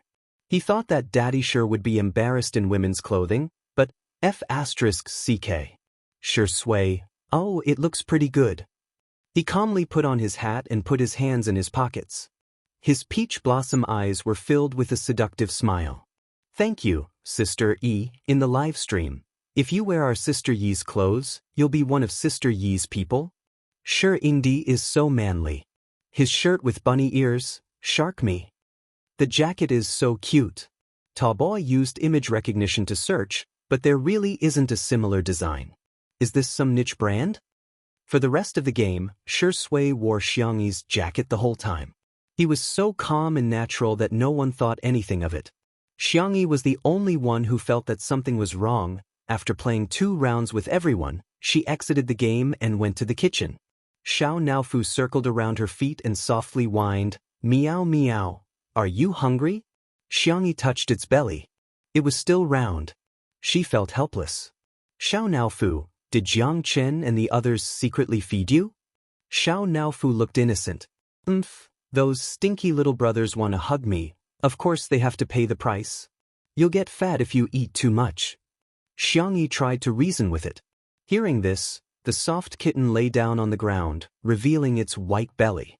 It tilted its head and said in a childish voice, meow, meow, meow, does sister not love me anymore? I only have sister in my heart. When I see you, I don't even want to blink. Xiangyi. You actually learned to act cute for a bite of food. Xiao Naofu, this trick, you can do more in the future. Chapter 174. After rubbing Xiao Naofu from head to toe, Xiangyi figured it was either hungry or gluttonous. She cut a small piece of fish into thin slices, roasted them, sprinkled some seasoning on them, and fed them to the kitten. The fresh fish was cooked at just the right temperature, and it tasted many times better than the snacks the stinky boys fed it. Xiao Naofu whimpered and ate with relish. After finishing the last few slices, the cat's round eyes turned. It picked up the fish slices and walked gracefully to Shi Sui with its short legs. Shi Sui and the others were still playing games in front of the coffee table. The kitten nudged Shi Sui with its head. After the other party gave it a puzzled look, it slowly ate the grilled fish slices. Jiangchen? Is Xiao Naofu eating the fish that you caught, senior? Xiao Naofu was even more proud. Hee, stinky man, I'll always be Yi's favorite. You're only worthy of fishing for me, ah meow. Shi Sui said calmly, do you have a reliable pet hospital to recommend? Is Xiao Naofu sick? Jiangchen asked nervously. It's not sick, Shi Sui smiled. I just want to know what to pay attention to before a kitten is sterilized. Xiao Naofu, Sigma, degree, F***ck, Jiangchen, but Xiao Naofu doesn't even have a girlfriend yet? Sterilizing it will deprive it of its happiness. Bullet comments. Chen Zai, I suspect you're cheating, and I have sufficient evidence. Shi Sui, losing something after getting it is the most painful. The boys were convinced and felt what he said made sense. But for Xiao Naofu, it was like a bolt from the blue. What to do, what to do? What if the stinky man secretly took it to a pet hospital when Yi wasn't around? Xiao Naofu suddenly felt a chill under its tail. It hesitated, then leaned over to Shi Sui and spat out a piece of grilled fish. It urged anxiously, meow meow. The netizens were tickled by this scene. Haha, Green Tea Meow is admitting defeat. Green Tea acts, Big Brother, try this fish, it's so delicious. Have you guys noticed? Shirindi only bullies Xiao Naofu when Sister Yi isn't around. He's just like my dad, who often bullies me behind my mom's back. Shi Sui lovingly rubbed the back of Xiao Naofu's neck and fed it the grilled fish. Be good, okay? Oh, stinky man. Xiao Naofu cried in its heart, and then tears flowed down from the corners of its mouth. It howled and bit into the grilled fish. How fragrant! The live stream in the afternoon went very smoothly and was very popular. Hashtag Hades' inspiration explosion hashtag Jiang Chen's girl group dance hashtag Shiringdi's women's wear hashtag, and other topics were all highly discussed. In the blink of an eye, it was dinner time. Xiangyi wasn't sure when her brother would wake up, so she left some food for him and asked her brothers to bring the rest to the table. When she passed by her brother, she helped him tuck in his blanket. In some people's eyes, this scene was heartwarming and thoughtful, but in others' eyes, it was an unforgivable sin. There are actually people who don't think there's a problem. Have you all forgotten how disgusting the Xiang actress was back then? Then let me remind everyone. Sneak into Shiringdi's room. She's the kind of girl I hated the most when I was a student. She would go around calling everyone her brother. She's coquettish and pretends to be an innocent white lotus. Does she deserve to be called Big Brother Hades? Flirting with Hades while putting her own jacket on Shirindi. If this isn't two timing, what is? Chapter 175. Some netizens retorted. Hades also calls Xiangyi little sister. They might be siblings. A bunch of people immediately retorted. She said in an interview that she's an only child. Where did this brother come from? I now suspect that Smog isn't her biological brother either. He's just cooperating with her. How can there be so many coincidences in this world? Do you think reality is more exciting than TV dramas? The comment section was extremely noisy, and many people who didn't know what was going on were led astray. They either turned off the live stream or helplessly blocked the bullet screen. Why are there so many arguments every day? The staff immediately reported to Li Jinyu about the situation in the bullet screen. Li Jinyu frowned deeply. After all, there were so many netizens that it was normal for there to be haters. However, it was mealtime. After so many days of live streaming, the most attractive part of Two Under One Roof was the food that Xiangyi cooked. Hence, the comments during mealtime would be very harmonious. Today's large-scale argument, it was very abnormal. Li Jinyu suddenly thought of something and clicked on Chen Mian's WeChat Moments, the director of Heartbeat. He had posted a status update a few minutes ago. Chen Mian, Muyao TV. Muyao TV's new livestream variety show, Eating Well for All 3 Meals, has officially set sail. Thanks to Meijia Milk, by Xiangxiang Laundry Solution, and Great Sports, 2 A-list celebrities have appeared. Tomorrow at 9 a.m., we will unveil 2 mysterious guests. Li Jinyu gritted his teeth. He didn't expect Chen Mian to start another variety show after the incident where he cheated his fans of their money. The name and number of guests were obviously the same as Two Under One Roof. Shameless. Li Jinyu gritted his teeth. He didn't expect to be so disgusted even after leaving Muyao TV. The public relations department of Muyao TV was extremely powerful, and the negative comments in the live stream were probably their doing. In order to promote their own variety show, they didn't hesitate to destroy their competitors. Such vicious competition was really despicable. At the dining table, no one knew about the bloody storm in the comments section. After the food was served, the boys ate very slowly. Xiangyi was puzzled. What's wrong? Is it not to your liking? Should I make something else for you? Considering that her younger brothers were growing but had to maintain their figures, she tried her best to make high-protein but low-calorie food. The most nutritious dish was a medicinal soup. It was meant to nourish the children's bodies, but it also removed the oil slick. Gazing at her, Jiang Chen said pitifully, "Sister, we won't be able to eat your cooking tomorrow." The atmosphere at the table instantly became gloomy. Not to mention eating big sister's food, they probably wouldn't even be able to eat their fill. Only then did the younger brothers realize what senior sure meant by losing something after obtaining it is the most painful. As expected of a senior, this was the truth of the world. "How about this? What do you want to eat? You can send me a WeChat message and I'll get the driver to deliver it to you." Xiangyi was always more patient with her beautiful younger brothers. "Really?" Jiang Chen and the others' eyes lit up. "Yes, I'll keep my word." As a result, the bullet screen in the live stream became even more ferocious. "I'm afraid she's gone crazy thinking about men. She's casting a wide net, right? I suggest everyone report this show. The reason is that it is spreading bad information." "What's with the program assembly? Hurry up and get rid of the Xiang actress. Don't let her ruin good men like Indi and Hades' younger brothers. She should just die to atone for her sins." Chapter 176. Miao TV. In the conference room, Chen Mian propped his feet up on the long table and looked at the comments on his phone with a smirk. The fake reviewers are doing well this time. The head of the public relations department smiled and said, "Now, not only has the comments section of the live stream of Two Under One Roof fallen, the posts we arranged on Weibo and forums have also been published. We can't beat them. Let's just compare how lousy they are. Anyway, Miao TV has never lost when it comes to lousy." Countless Weibo posts and posts were posted, and the negative public opinion was rampant. The live stream of Two Under One Roof is too hostile. It's better to look forward to eating well for all 3 meals, a real lifestyle and food variety show. Do you really believe that Indi doesn't need to be popular? Think about how many trending searches Two Under One Roof has been on these days. Who would believe that it's not a publicity stunt? The female star Xiang has really brought too much hate to Two Under One Roof. To be honest, she's almost considered a celebrity with a bad reputation. She openly flatters and seduces men. Choosing her to appear on this variety show is the production team's biggest mistake. Everyone had a herd mentality.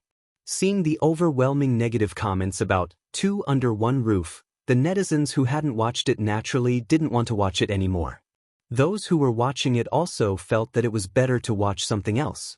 After all, it was too annoying to watch it with the bullet screen. The number of real-time viewers in the live stream had obviously begun to drop. However, why are there still so many people watching? Chen Mian frowned. The head of the public relations department was also a little speechless. Aren't these netizens stupid? More often than not, they would charge into the trap like an idiot and achieve the desired effect. They had planned this because they wanted the number of viewers to plummet. Although there was a drop now, the proportion was not high. There were still millions of people watching. She forced herself to save some face. Maybe it's because it's mealtime. You know that food bloggers are very clingy. Those fat foodies only have food in their eyes, so they probably blocked the bullet screen. Chen Mian urged, "Add more fuel to the fire. If it doesn't work, contact the hacker from last time and hack their live stream." They had used this trick on the day Two Under One Roof started broadcasting, which was also the reason why the live stream of Two Under One Roof was interrupted several times that day. There are experts over at Xingshan app. Ordinary hackers can't break their security wall. Then let's find a top hacker. Top hackers are expensive too. That's nothing. As long as Two Under One Roof collapses, eating well for all 3 meals will be able to earn back the money in minutes. Chen Mian added, "Don't forget that I invited Zhuyi and Jiang Yun this time." Zhuyi, a double best actor, a famous martial arts star with a very high national popularity. Jiang Yun debuted as a singer. She was crowned as the Queen of Songs and had countless popular songs. These 2 people could be said to be A-listers among A-listers. A few years ago, when news of their secret marriage spread, Weibo was paralyzed. Fans felt that they had been deceived, and their reputation was affected. The reason why he participated in eating well for all 3 meals was that Miao TV gave him a lot of money. On the other hand, he wanted to clear his name by showing off his love. The person in charge gritted his teeth. "All right, I'll contact them right away." The manner. The dishes were swept clean. Xianxia inadvertently turned her gaze and realized that her brother had woken up at some point in time. His slender fingers were resting on his forehead as he looked down at his phone. His expression, it was incomparably ugly. Chapter 177. Xianxia got up and said, "Brother, you're awake. I left some food for you, wait a moment." Hearing her voice, Xianxia raised his head and responded with a faint before returning to his cold and aloof self. His slender fingers tapped something on the screen. Xianxia trotted to the kitchen to bring out the food, which was naturally mocked again. Haha, in the end, there's nothing left. Did Hades find out that she's the king of drama? Why are you still so eager to get close to him? Aren't you cheap? Hades doesn't like you at all, okay?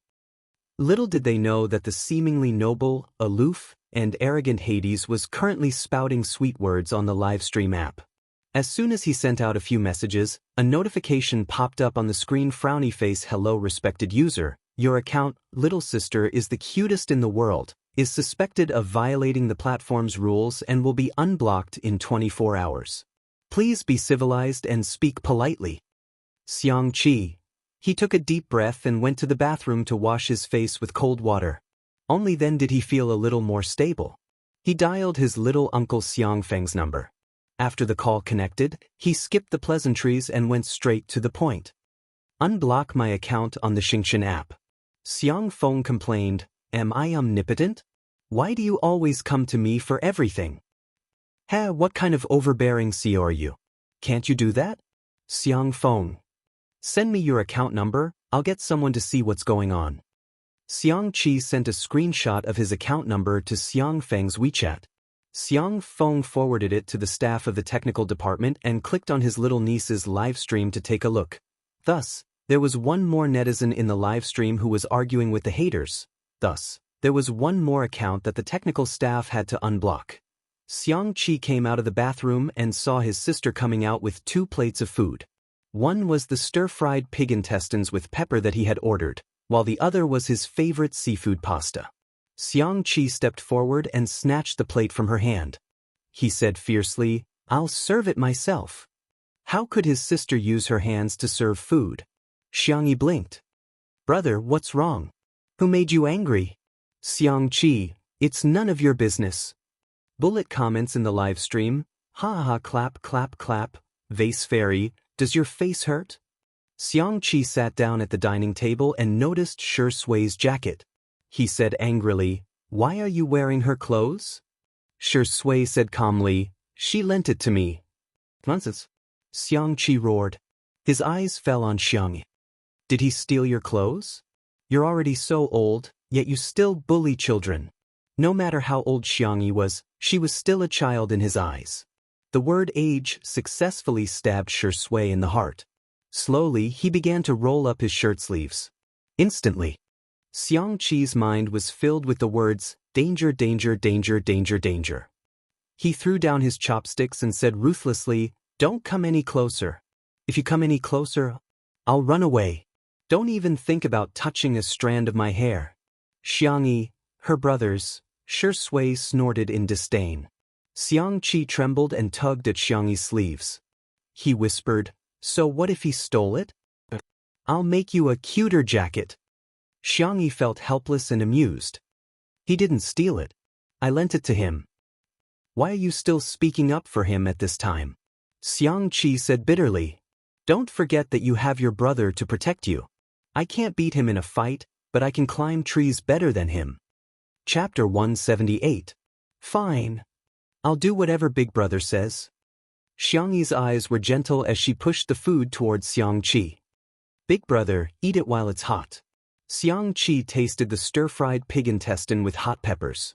If the intestine wasn't handled well, the smell would be very strong.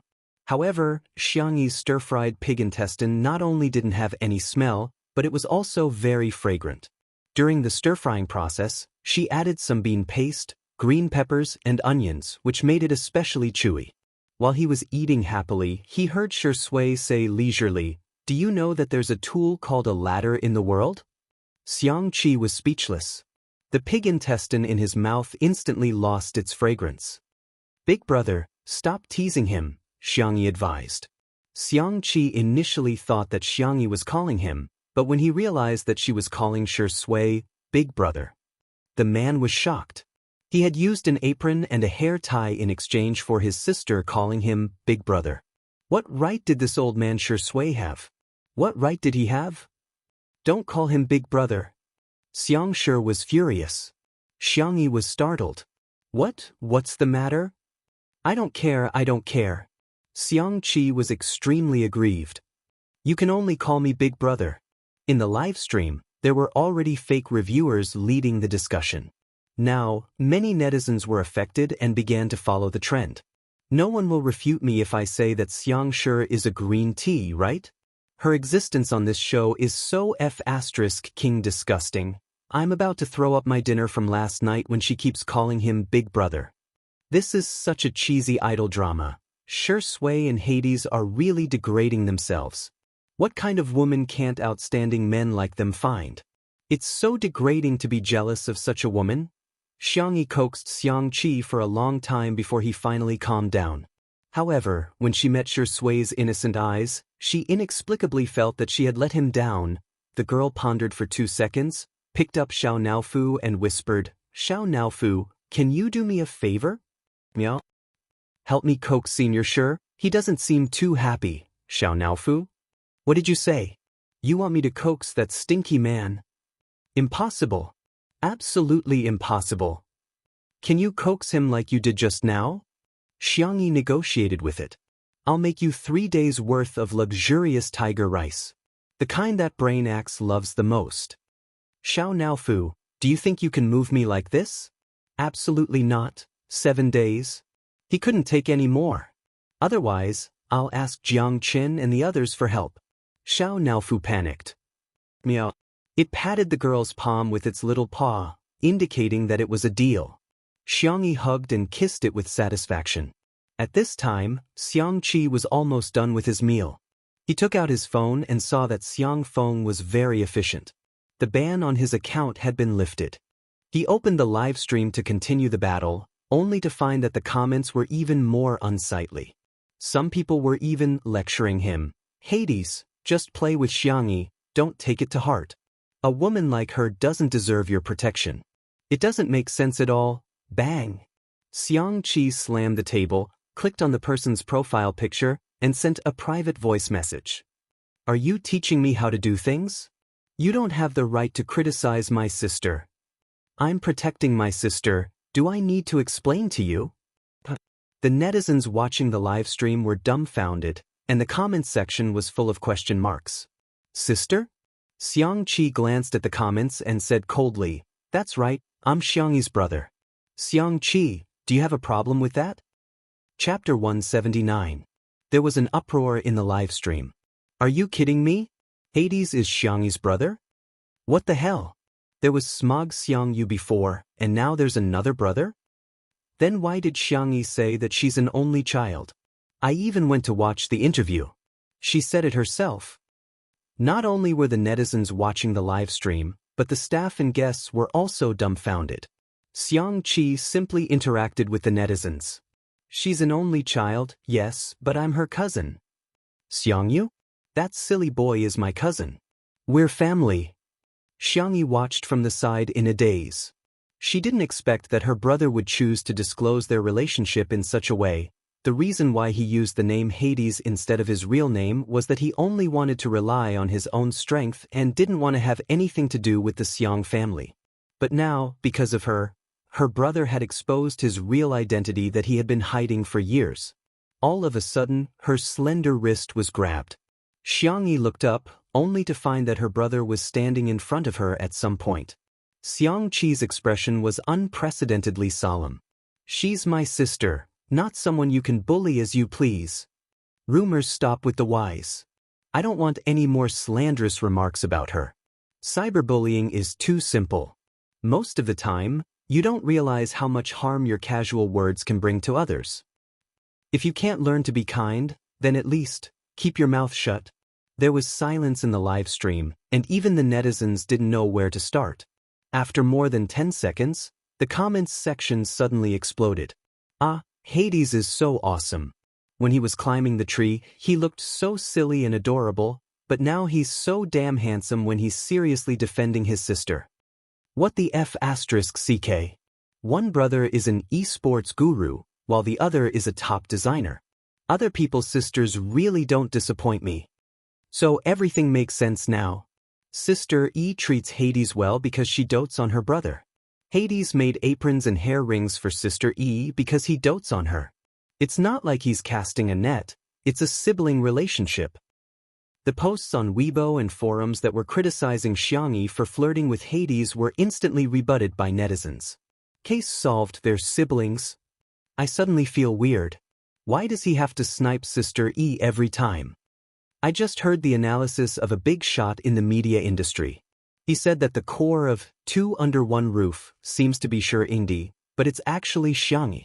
In the early stages of the variety show, they relied on Xianxia's popularity, but what really stabilized the number of viewers and enriched the show's content was Xianxia's culinary skills and skills.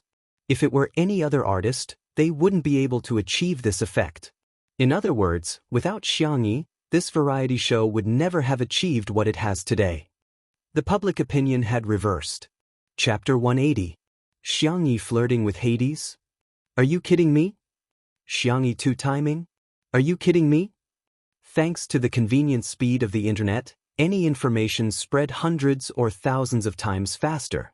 The hashtag Xianxia's brother, Hades hashtag became a trending topic and the number of related topics remained high. Suppressing hashtag eating well for all 3 meals is about to start streaming hashtag Meow TV. Seeing the shocking reversal, Chen Mian was about to vomit blood. He said angrily, "How can he be her brother? How many brothers does she have?" The head of the public relations department had a sullen look on her face. She never expected that Xianxia and Hades were actually siblings. None of the points that she had asked the internet trolls to slander them could be used. Those were the prerequisites to slander them. Slandering them out of nothing wouldn't have much of an effect. The number of viewers in the live stream of Two Under One Roof rose from more than 4 million to 5 million, and then to 6 million. Her heart skipped a beat when she saw the number. At this rate, it would probably rise to 10 million by the evening peak. What did that mean? It meant that Two Under One Roof was really going to be a hit. Where are the hackers? Have you found them? Chen Mian roared. The head snapped out of her daze and hurriedly checked the messages on her phone. Her eyes lit up. I've contacted them. Chen Mian smiled viciously. Over 10 million? Don't even think about it. Xianxia's interaction with the netizens was still going on, and he was basically praising his sister the entire time. Of course my sister is the cutest in the universe. Don't think that she's just good at cooking. Her sense of taste is amazing. She can tell the seasoning and cooking techniques just by tasting a dish. Xiangyu is sameo gu, so I'm sanmao gu? Who posted that? First, it's kelp silk, now it's sanmao gu. Do you think I don't care about my reputation? At this moment, the live stream suddenly went black and was forced to stop.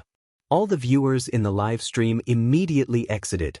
They wanted to enter again, only to find that there was a bug in the live stream of Two Under One Roof. At the live stream, Li Jinyu hurriedly called the staff forward to check the faults. Xiao Naofu, on the other hand, hesitated for a long time before finally jumping to Shi Sui's side. It laid down, revealing its soft, milky white belly, its eyes filled with tears of humiliation. Shi Sui raised her eyebrows and scratched its belly. Then, she withdrew her hand disinterestedly. What a stinky man playing hard to get. Xiao Naofu refused to believe it and used its head to nudge Shi Sui's palm again. The man remained unmoved and even pushed it away in disgust. Boom! The sky collapsed. Xiao Naofu sat on the ground, doubting its life. This man, he is not interested in this huhu's body. Holding the kitten's paw, Jiang Chen teased it with a smile. Your sister just kissed you, and you're abandoning her to play with someone else? He paused for a few seconds. His slender hand grabbed Xiao Naofu by the scruff of its neck and brought the cat in front of him. Shi Sui narrowed his eyes. She kissed it? Xiao Naofu tilted its head. Meow. Shi Sui curled his lips slightly and closed the distance between them. Taking advantage of the unsuspecting kitten, he pressed his pale lips onto Xiao Naofu's forehead with a chirp. Jiang Chen was dumbfounded. An inexplicable thought came to his mind. Does Senior sure count as indirectly kissing my sister? Xiao Naofu. Damn it, why did you kiss me? This hoo-hoo is not clean anymore. Chapter 181. A few minutes later, Li Jianyu helplessly announced, Xingshan Broadcasting contacted me, saying that a hacker maliciously attacked the database and specifically targeted our broadcast room. Even if we change to another broadcast room, I'm afraid we'll still be attacked. Today's broadcast will end here. Thank you for your hard work. The C7 brothers still had a schedule early in the morning. Although there were some regrets, they still had to leave. Before leaving, the brothers bowed to all the staff to express their gratitude. The program crew had a good impression of these cute and polite brothers. Li Jianyu even added them on WeChat to see if there was a chance to recommend them to other directors in the industry. Finally, it was time to say goodbye to Xianxia. Sister. There were thousands of words in his heart, but he didn't know where to start. Jiang Chen's eyes were red. Thank you for inviting us to participate in Two Under One Roof. I feel very happy. Yes, me too, sister. Thank you for the food, sister. It's been hard on you. I hope sister can be happy every day. Hey, sister, everything is good. In the fast-forwarded world, Xiangxia had experienced too many farewells, so when she returned to the real world, she basically didn't take the initiative to socialize, because being in contact with people meant that there would inevitably be times when they would be separated. However, Two Under One Roof gave her a different feeling. Here, I prepared it for you guys. Eat well, especially when you're in a bad mood. Only then will you have the strength to face everything. She took out a few bundles of packed lunchboxes and smiled gently. I'm looking forward to the day when you guys shine on the stage. You can come eat here whenever you want. You're always welcome. Someone sobbed and the sad mood spread. The younger brothers took the bento in her hand and walked forward without looking back. They were afraid that if they looked back, they wouldn't be able to hold back their tears. They didn't fear the cruelty of this world. But they could never be indifferent to gentleness. After sending off the brothers, Xiangxia was blocked by Xiangqi. Brother? The girl looked up and called out to him in confusion. Xiangqi's handsome face was tense. Want to talk? Xiangxia bit her lip and nodded. Under the tall sycamore tree, Xiangxia sat on the swing and looked at her brother expectantly. Xiangqi raised his hand and swung the swing for her. After pondering for a moment, he asked, Where have you been for the past year? Xiangxia didn't know how to answer. It's okay if you don't want to talk about it. It's good that you're back. Xiangqi's voice lowered, revealing a hint of hoarseness. The tip of Xiangyi's nose began to sting. She propped herself up on the tips of her toes and stopped, staring at Xiangqi seriously. Brother, I went on a trip. I went to a very distant place, met a lot of different people, and learned some strange skills. Now that my trip is over, I'm going home because you're all here. Xiangqi's expression changed slightly. He turned his face away and asked awkwardly, Hey, did anyone bully you? Do you need me to avenge you? Xiangxia smiled. No, I'm the one bullying others. After all, she was the strongest assistant in the world. Xiangqi felt as if a heavy burden had been lifted off his shoulders. He suddenly grabbed Xiangxi's little face and squeezed it twice, threatening her fiercely. The next time you go on a trip, you have to bring me along. At the very least, you should have informed me. 'Cause I'm really worried about you. Sister, be good, okay? Chapter 182. The air was especially fresh after the rain and there was a faint floral scent in the air. A few street lamps gave off a warm glow and even the night breeze was extremely gentle. Xiangxia wanted to cry but she tried her best to hold it in. She sounded like she was about to cry. Don't cry. Xiangqi's tone was fierce and his voice was nasal. He sniffled, took out his phone and turned on the camera. You, hurry up and coax me. Xiangxia, big brother is the best in the world? Xiangqi emphasized, third brother is the best in the world. Xiangxia cooperated and recorded a video. Xiangqi was elated. I'll send it to Sanction and the rest now. The atmosphere between the brother and sister was filled with warmth after they had reconciled. Not long after the message was sent, Xiangyi was curious. Did they reply? Xiangqi took a look and saw that Sanction had not replied. It was probably because of the time difference or because he was busy with work overseas. Xiangyu had not replied either. He was probably still in an autistic state. However, his second brother, Xiang Li, who he thought was the busiest, had replied. Xiang Li, ha. Xiang Li, smile. Smile. Xiang Li, I'm planning to go to the manor tomorrow. Xiang Li, the sun will still rise tomorrow. It's unknown if you can see it. Xiangqi. He quickly put away his phone and put it in his pocket, not showing Xiangyi the content of his reply. Brother, let me see. Xiangyi whined. What are you looking at? Go to sleep. Xiangqi put on the airs of an older brother. Well, I have to go back to the studio to work on the new design. Huh? That urgent? Stay for another night? You can leave after breakfast tomorrow. Ah, I want to eat my sister's breakfast. I have to be alive to eat it. Xiangqi struggled for 2 seconds and made up his mind. You don't have to send me off. I'm leaving. Bye. He plunged into the darkness as if he were being chased by a dog. Xiangyi. The childish third brother was so strange. However, she and third brother had reconciled. Thinking of this, a smile appeared at the corner of the little girl's mouth, and even her footsteps became lighter.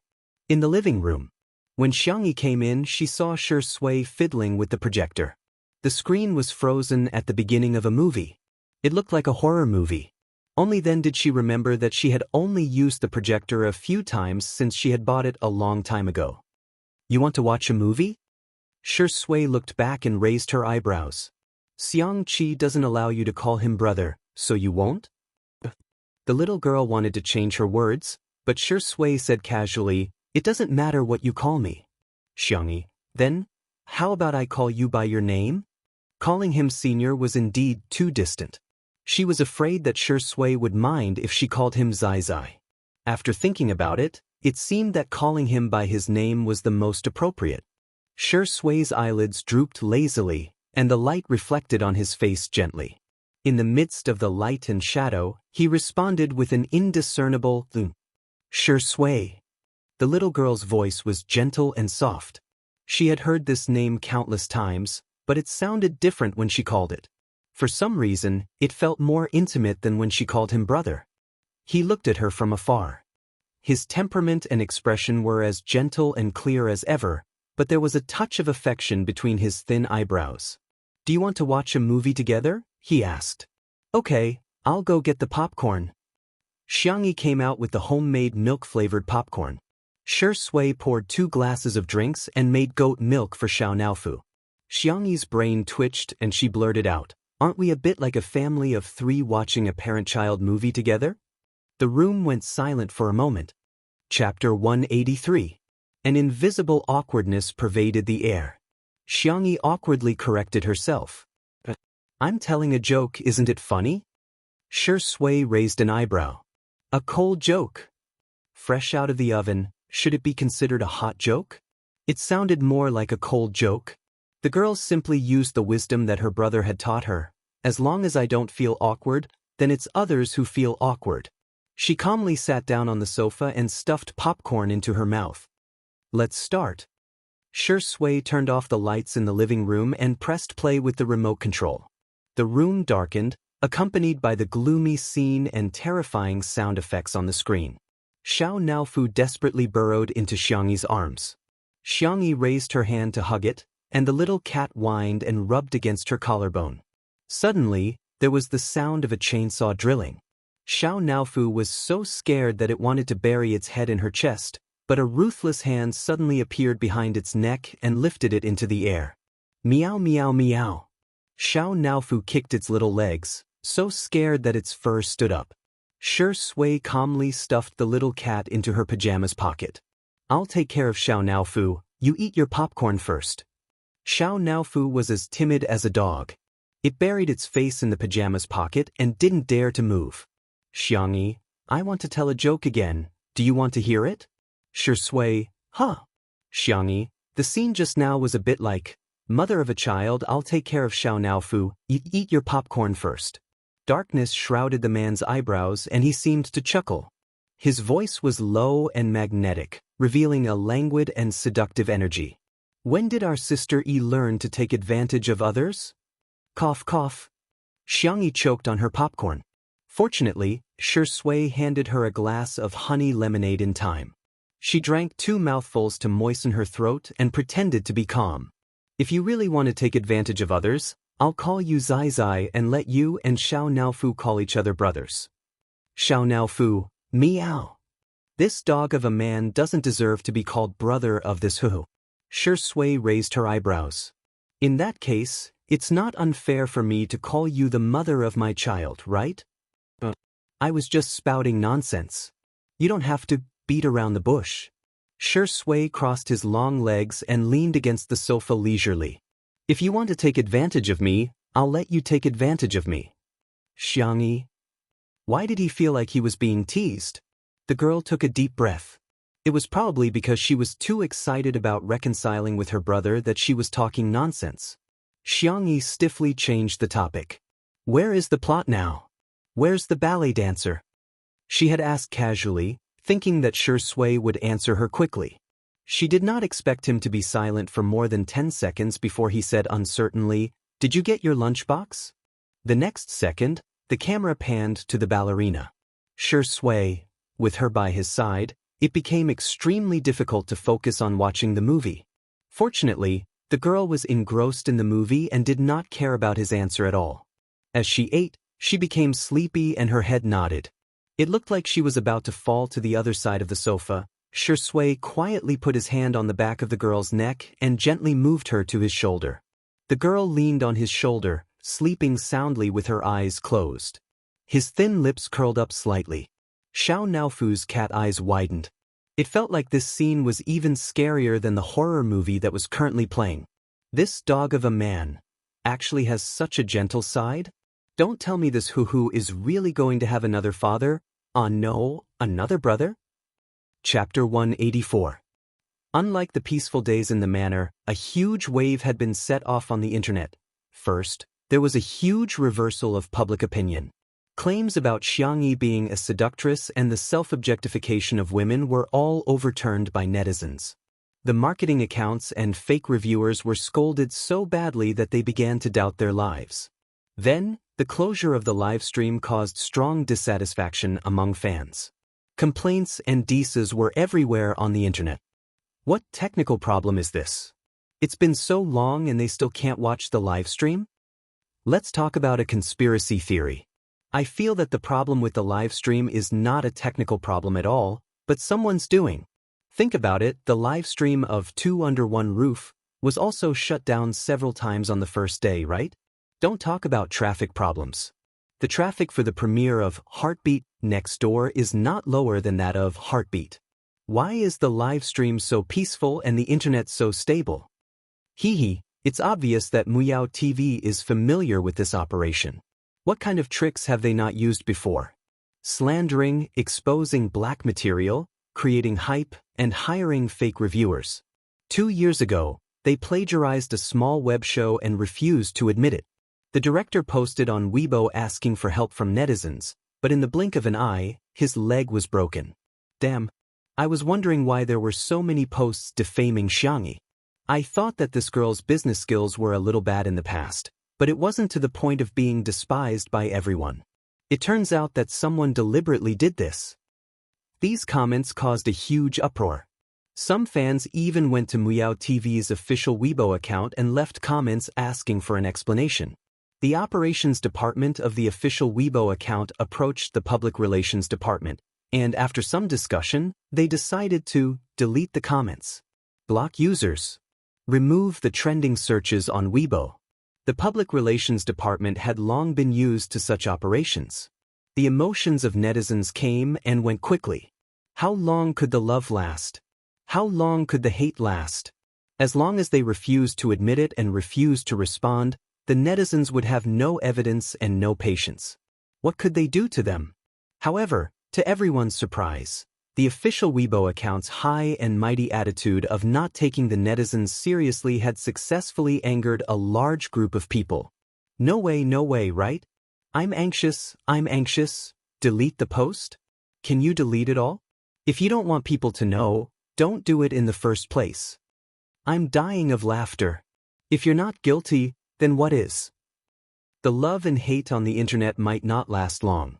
But anger does. It is better to divert than to block, and divert than to lead. Blocking it and suppressing it would result in a backlash.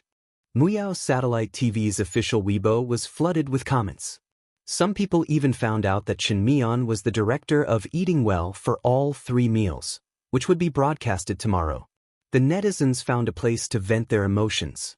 Chen Mian's personal Weibo and the official Weibo of Eating Well for All 3 Meals instantly fell.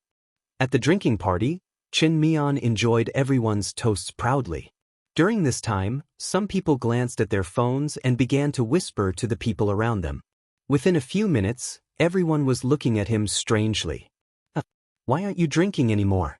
Are you looking down on me? Chen Mian was shouting drunkenly when his phone suddenly rang. It was obviously the name of his direct superior. The call was connected, and the boss said concisely, "Xiao Chen, the project, Eating Well for 3 Meals has been assigned to someone else. You should rest well for a while."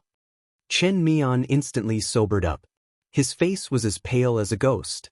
"Leader, you can't give up on me like this." The phone was hung up coldly. He wailed, "No." Chapter 185. At the same time, at a research institute. On the outdoor balcony, sparks of light flickered. Brotherly, I finally succeeded.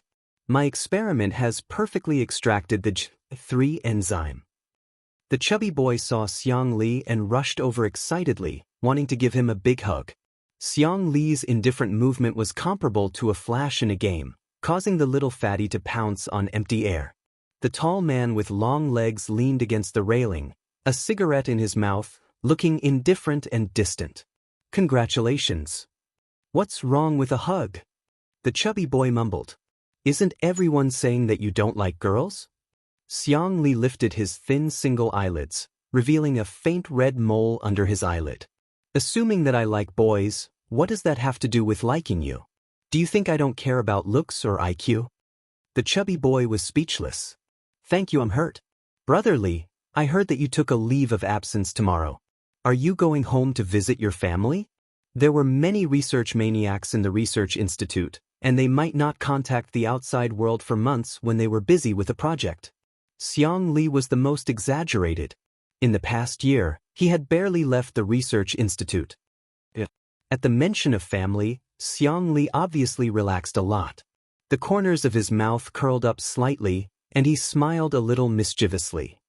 "I'm going home to bully little bunnies." The chubby boy was speechless. What kind of bad taste is this?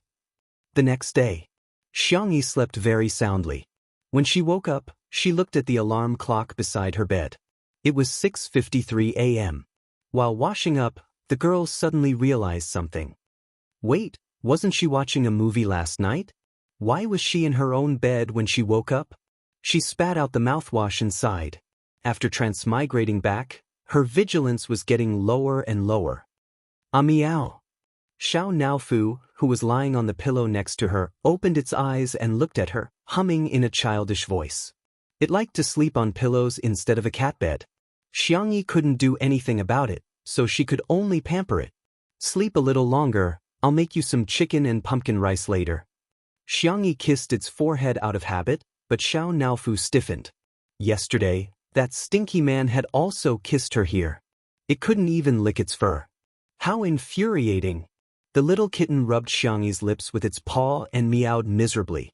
"Stupid woman, you're the same as this huhu. You're not clean anymore." After the morning exercise, Xiangyi made breakfast for the staff. The doorbell rang, and she got up to open the door. The morning fog had yet to disperse, and the surroundings were filled with moist and hazy water vapor. Little Rabbit Farm's Wang Xuanli smiled at Xiangyi and said, "Miss Xiangyi, I'm here to deliver some food to you." After knowing that Xiangyi was streaming, he would come over personally to deliver the ingredients every day. He would choose the best and freshest ingredients from Little Rabbit Farm. Thank you, Uncle Wang. Thank you for your hard work. Xianxia took the basket from his hand and said, "Stay for breakfast." Wang Xuanli said, No, there are quite a lot of things to do at the farm. Oh, by the way, it seems that people from the Research Institute are coming over today. I received a notice that the experimental field is going to be inspected or something. I see. Xianxia nodded. Then I'll have to trouble you to cooperate. As they spoke, the sound of a car horn came from the gate. It was a very rhythmic 3 beeps, no more and no less, as usual. Xiangyi's heart skipped a beat. Looking into the distance, she saw a low-key black car. The muscular bodyguard got out of the car first and opened the door for the person in the back. She received an editor's notice that Sister E is 10 years old would be published after 0:30 tonight. After it was published, each chapter would cost 5 cents, and it would cost about 2 to 3 cents a day to catch up. Those with high VIP status could even get a discount. Writing a book was just like being a staff member at a fried chicken shop, a milk tea shop, and a staff member at a hot and sour noodles shop. It was all a job. Nguyen also earned her tuition fees and pocket money through her own hands. She hoped everyone could understand. A little plot trailer? Thun. Isn't Second Brother Online good? White Chia Black meets Green Tea Meow and Best Actor. The competition between families is about to start. 2. Sea King. Sister is online, and there's a bunch of fresh meat in the house. Sure, Indie's status is in danger. I'm the male lead. 3. A large-scale face-lapping scene. When it comes to face-lapping, our Sister E will definitely not lose. 4. Throwing sugar at an untimely time. Today we're all experts. 5. Second Brother is here. Can the stubborn big brother be far behind?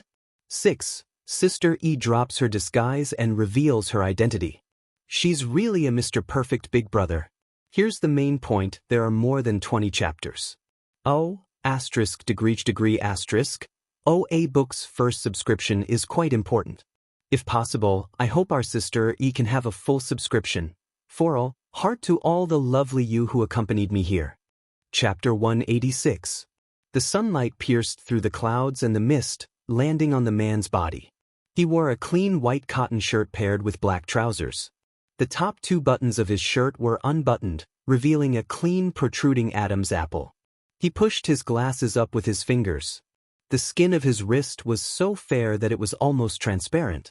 The light blue veins were faintly discernible. He was thin but not frail. A pair of silver-rimmed glasses rested on his high nose bridge. He exuded a gentle and proper aura. The bodyguard opened the black wrought iron gate for him. The man walked slowly into the manor. Xiangyi took a few steps forward and stopped, hesitating. It was her second brother. Xiangli. His hand? Was it all right? The man had long legs and big strides. In the blink of an eye, he was in front of Xiangyi. But his gaze went past Xiangyi and landed on Wang Xuanli. Are you the person in charge of Little Rabbit Farm? Yes, it's me. You're from the Research Institute? Xiangli nodded, his posture elegant and clear, like a gentle young master from an ancient scholarly family. Xiangyi's face turned pale and she gripped the corner of her clothes tightly. Her brother treated her like air. It turned out that what was worse than indifference was disregard. Wang Xuanli said politely, I'm a bore. I don't know how to say nice things. Thank you for your hard work. Have you had breakfast? Our Miss Yi's cooking is superb. Uncle Wang, take him to Little Rabbit Farm to eat. Xiangyi interrupted Uncle Wang and glanced at Xiang Li's right hand. Upon closer inspection, she saw that it was wrapped in a light-colored wrist guard. She bit her lower lip subconsciously, not daring to meet Xiang Li's eyes at all. She was afraid that she would see blame in her second brother's eyes. She was even more afraid that her second brother would treat her like a stranger. As for breakfast, considering her third and fourth brother's attitudes, her second brother must hate her to the core. How could he eat it? He would probably be annoyed if he even spoke to her. For the first time, Xiangyi ran away. She ran away. Missy? Wang Xuanli scratched his head, puzzled. What's wrong with Missy? She had never made a mistake when it came to etiquette, but her behavior today was very unusual. However, Xiangli suddenly narrowed his slender eyes, as a glimmer of a black-bellied light flashed past his eyes. He had only experimented for a while, and the answer had already surfaced. As expected, it wasn't that certain. Xiangyi stayed in the room until 5 minutes before the start of the live broadcast. Hearing the noise, Shui turned her head and fixed her gaze on the little girl. Although she was wearing light makeup, he could tell that Xiangyi was trying to hide something. It was a morning that could not be concealed. "You don't have a fever today, do you?" Shui asked. Xiangyi answered absent-mindedly. Out of the corner of her eye, she caught a glimpse of Li Jinyu and Xiangli chatting about something and dancing with joy. Her eyes widened. "Sister Yu, come, let me introduce you to a big shot." Li Jinyu waved at her. "He helped us a lot." Xiangyi's expression stiffened, and she did not dare to approach at all. Suddenly, Shui's gentle voice sounded in her ear. "Together?" Xiangyi thanked him softly and gratefully. "Thank you." Shui ruffled her hair. Not far away, Xiang Li's eyes suddenly flashed under his silver-rimmed glasses. Li Jinyu was as happy as a fool. "This is Dr. Xiang, a big scientific researcher who came to Little Rabbit Farm for a business trip. He heard about the attack on our live broadcast and helped us write a security wall program. Scientists these days are really too helpful. All right, both of you have the same surname, it's really fate. Your ancestors might be from the same family." Chapter 187. Xiangyi's cherry lips parted. She didn't reply. Xiangli looked at her with a half-smile and reached out his clean and slender hand. "Hello." For a moment, Xiangyi thought that her brother had forgiven her. But how was that possible? Second brother's hand was crippled. Xiangyi couldn't help but feel angry when she recalled the information she had received from the investigation. A year ago, the person who possessed her body invited second brother to go rock climbing. She wasn't a professional at all, but she refused to wear any protective gear and insisted on climbing on her own. As a result, she almost fell off the rock wall. It was second brother who saved her. However, in order to save her, he cut his right wrist. The wound went deep into his bone and pressed on his nerves. Although it didn't affect his normal life, he could no longer perform those extremely sophisticated experiments. After the incident, Xiangyi even tried to shirk responsibility and lied that Xiangli had accidentally injured himself and had nothing to do with her. She had completely broken second brother's heart. The Xiang family didn't believe her one-sided story. They went to check the surveillance footage and found out the truth. They gave her one last chance to confess, but she still lied. After this incident, everyone in the Xiang family was utterly disappointed in her. That was why they didn't care about her after she entered the entertainment industry. Xiangyi subconsciously rubbed her hand on her skirt before shaking Xiang Li's hand. Her voice trembled as she said, "So." Xiang Li let go of her hand after shaking it for a moment. He restrained himself and didn't seem to have any problems. However, he frowned slightly. "Why is my sister's hand so cold?" Because of his frown, Xiangyi felt like her heart had been pricked by a needle. She lowered her eyes, her long eyelashes casting a faint shadow on her milky white face. "So, he still hates me," Li Jinyu was still blabbering heartlessly. Dr. Xiang even agreed to be our guest this episode to spread the knowledge of scientific farming. He suddenly felt that his variety show had become much more sophisticated. Xiangyi felt a little happy. If her brother was going to be a guest, didn't that mean she would be able to see him all day? But she soon realized that perhaps her brother didn't want to see her. 2 minutes later. "Teachers, get ready. The live stream is about to begin." The staff members began to move. Xiangyi forced herself to look at the camera. As usual, today's live broadcast began with breakfast on the dining table. Steamed buns, soy milk, bean dregs cakes, tea eggs. Simple home-cooked dishes were cooked with Xiangyi's skillful hands, making them incomparably appetizing. She made 2 kinds of stuffed buns. The meat buns were made from 3 fat and 7 lean pork. She used a processing machine to make minced meat and added scallions, ginger, fennel, and other things to enhance the flavor. The vegetarian buns were made from mushroom and winter bamboo shoots. She added a few drops of sesame oil and it tasted particularly delicious. Even the folds were pinched like a piece of art. They were delicate and white, obediently nestled in the steamer, waiting to be pampered. Soy milk was made by mixing soybeans, rice, peanuts, red dates, and other ingredients. Then, it was ground out bit by bit using the graphite in the small kitchen before being heated. The remaining bean dregs were mixed with a little flour and eggs to make a bean dregs cake. It was crisp and crispy. The tea eggs were stewed overnight and even the egg yolk had become tasty. Paired with a dish of boiled vegetables and a few small plates of pickled vegetables, it was nutritious and heartwarming. Through the livestream camera, it was transmitted to every viewer's screen. "Oh, I'm hit by the delicious food again. I'm crying, I've already had breakfast. I'm hungry again. Clever and defty. The most beautiful master chef-y. I support, two under one roof. I support Xianxia. I support sister-y." With the support of public opinion last night, the atmosphere in the live stream was harmonious and beautiful. Chapter 188.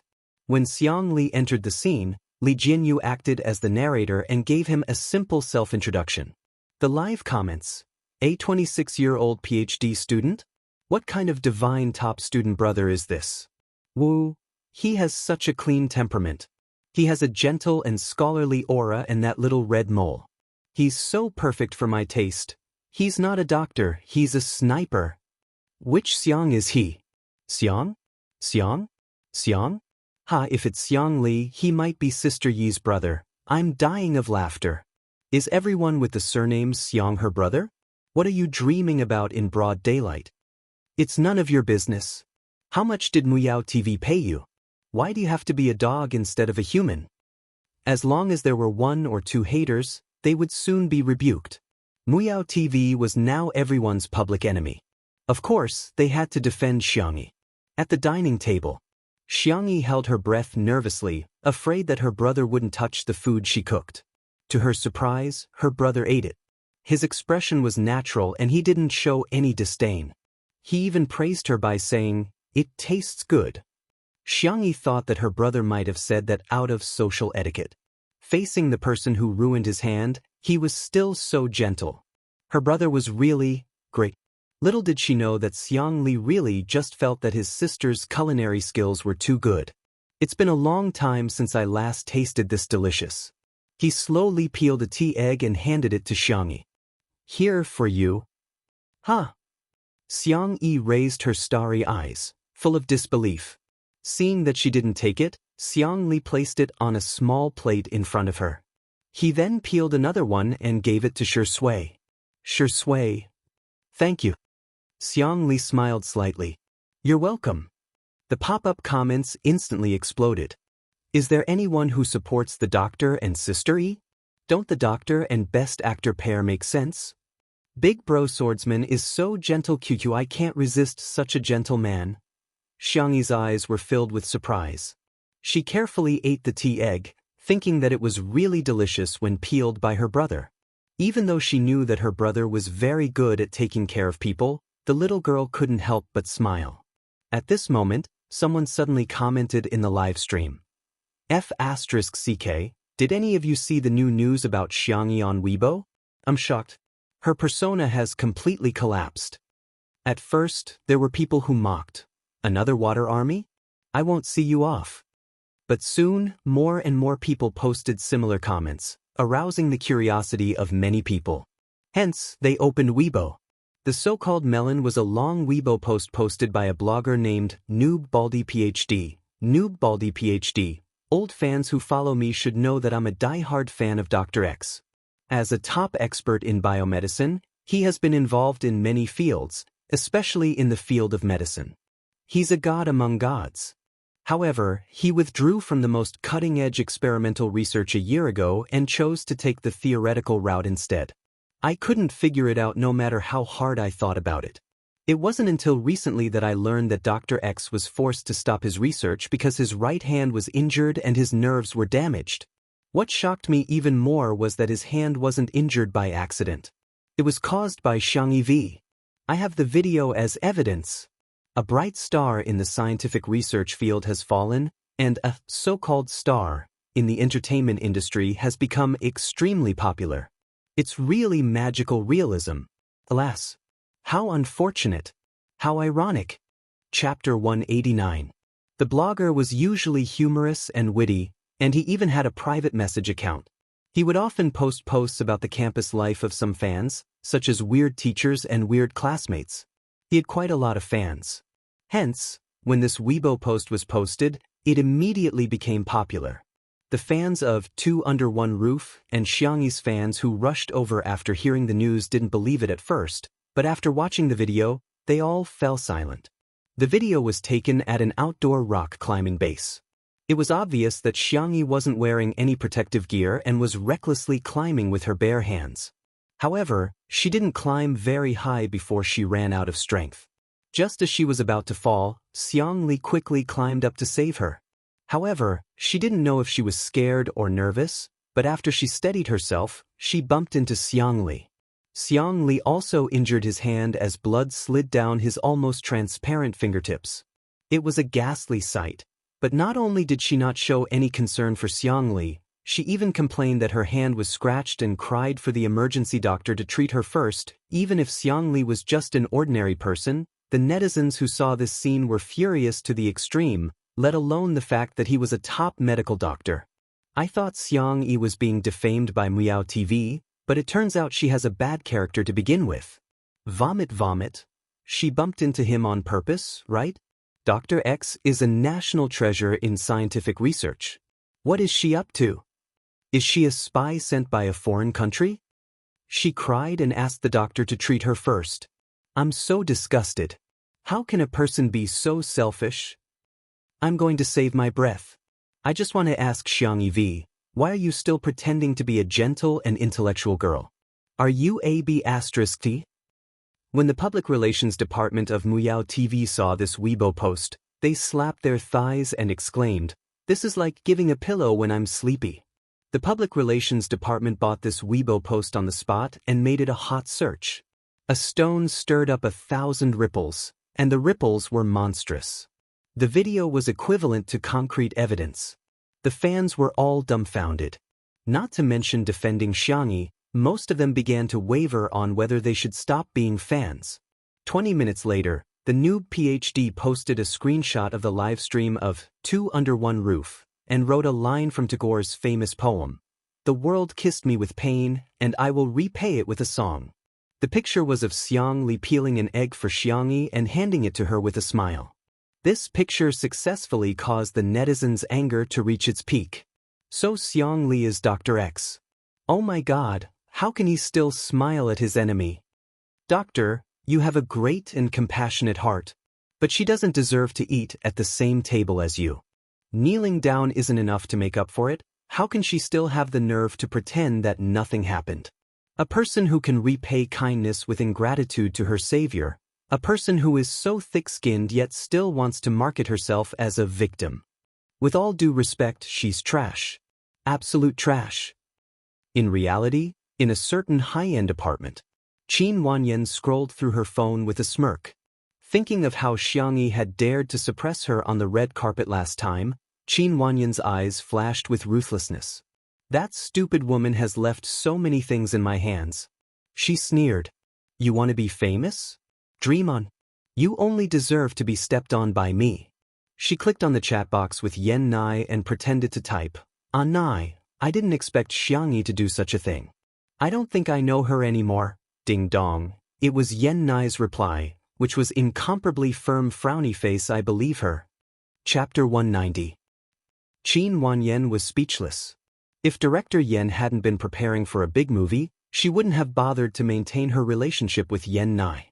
Before, Yen Nai would listen to anything she said. But didn't he just go to the manor to record a show for a day? Why did his attitude towards Xianxia change completely? Qin Wanyan clenched her teeth and typed. But there's video evidence. Yen Nai, yeah. Qin Wanyan. And there's a technical analysis from the netizens. The video is real and hasn't been edited. She had saved the video immediately after the incident. Qin Wanyan knew better than anyone the authenticity of the video. Yen Nai, oh. Qin Wanyan? I've already said this much. Why is this idiot still so stubborn? Qin Wanyan was conflicted for a long time. She wanted to say something more, but her phone vibrated. It was a WeChat message from Yen Nai. Yen Nai. I believe in my eyes and I believe in Sister Xiangyi's character. Even if she really did something wrong, others can criticize and condemn her. But as Sister Xiangyi's friend, we shouldn't talk about her behind her back. Sister Wanyan, this is the last time I'm calling you Sister Wanyan. I'm just someone who doesn't care about reason. You can scold me if you want. But I know that if you did something wrong, Sister Xiangyi would never come to me and say bad things about you like you are doing now. Qin Wanyan was dumbfounded. How could this be? Yen Nai would rather speak for Xiangyi, the perpetrator, than stand on her side. At the manor, the scheduled guests arrived a little late due to a delayed flight. Today's invited guest was also related to Shi Sui. He personally went to the entrance to greet her. Li Jinyu motioned for Xiangyi's cameraman to leave. He walked to Xiangyi's side and motioned for her to turn off the microphone. Sister Yi, is Dr. Xiang's hand injury really related to you? Li Jinyu couldn't bring himself to say it. He stole a glance at Xiang Li. The young doctor was flipping through a book on the open bookshelf. His head was lowered and he looked serious and focused. The girl was silent for 2 seconds before she nodded. Although the soul wasn't hers, there was no way to explain it. Li Jinyu was extremely shocked. After a while, he sighed and patted Xiangyi's shoulder. I'm a few years older than you, so I should be qualified to nag at you. Sister Yi, I think Dr. Xiang doesn't seem to want to argue with you, but did you properly apologize? Xiangyi smiled bitterly. I haven't seen him in a long time. Li Jinyu said solemnly, if you did something wrong, the least you should do is apologize. Thank you. I will apologize and make up for it. It's good that you can think that way. Li Jinyu heaved a sigh of relief. You're a good kid who knows how to correct your mistakes. At this moment, Shi Sui came to pick up the guests. Before entering the door, they heard a burst of clear laughter. Oh, this place is really nice. The birds are singing and the flowers are fragrant. The air is good. Old Sheng, I told you I was right. Old Sheng said helplessly, Madam, slow down. You walk slowly. I'm going to the kitchen to see if there are any leftovers from little Xiangyi. A middle-aged woman took the lead and stepped into the living room. She was born with a pair of smiling eyes. When she saw Xiangyi, she greeted her warmly. Hello, little Xiangyi. Xiangyi rubbed her eyes in disbelief. It was actually her childhood goddess, Yin Jiangxue. Hello, Teacher Yin. She greeted politely. Suddenly, she saw Yin Jiangxue waving at Shi Sui. Son, help Mom see if there's any leftovers. Chapter 191. Xiangyi had heard that Mother Shi had been recuperating overseas due to health reasons. She had never seen her before, so she was stunned. Yin is Shi Sui's mother? That can't be right? Shi Sui said helplessly, Mama Yin, are you here to record a show or to eat? Yin Jiangxue said indignantly, Of course I'm here for the food. Shi Sui asked, Can you pay for the food? The interaction between the two made many netizens laugh, and for a moment, the comments in the livestream finally returned to normal. Wow. So this episode is Mama Yin. I cry every time I watch Writing a Letter to You So Far Away. Ms. Yin is indeed an experienced actress. Her acting skills are way better than the young actors nowadays. What the hell? Shi Sui's biological mother is here? Is it that exciting? Let me explain. Mama Yin and Shi Sui have worked together in a movie before. They acted as mother and son, and it was very touching. If you're interested, go watch it.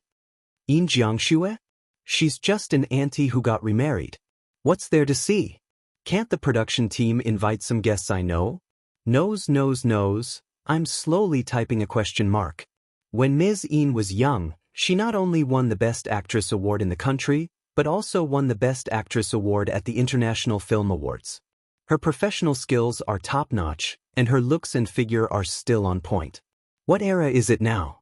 She's still using her second marriage to attack women? Seeing the interaction between the two, Xiangyi came to a realization. They probably just worked together before. The young girl silently brought breakfast over. Xianxia happily dragged her husband to eat. She tried a vegetarian bun first and was instantly amazed. Little Xiangyi, your cooking is superb. Xianxia was especially good at praising others. This bun should only exist in heaven.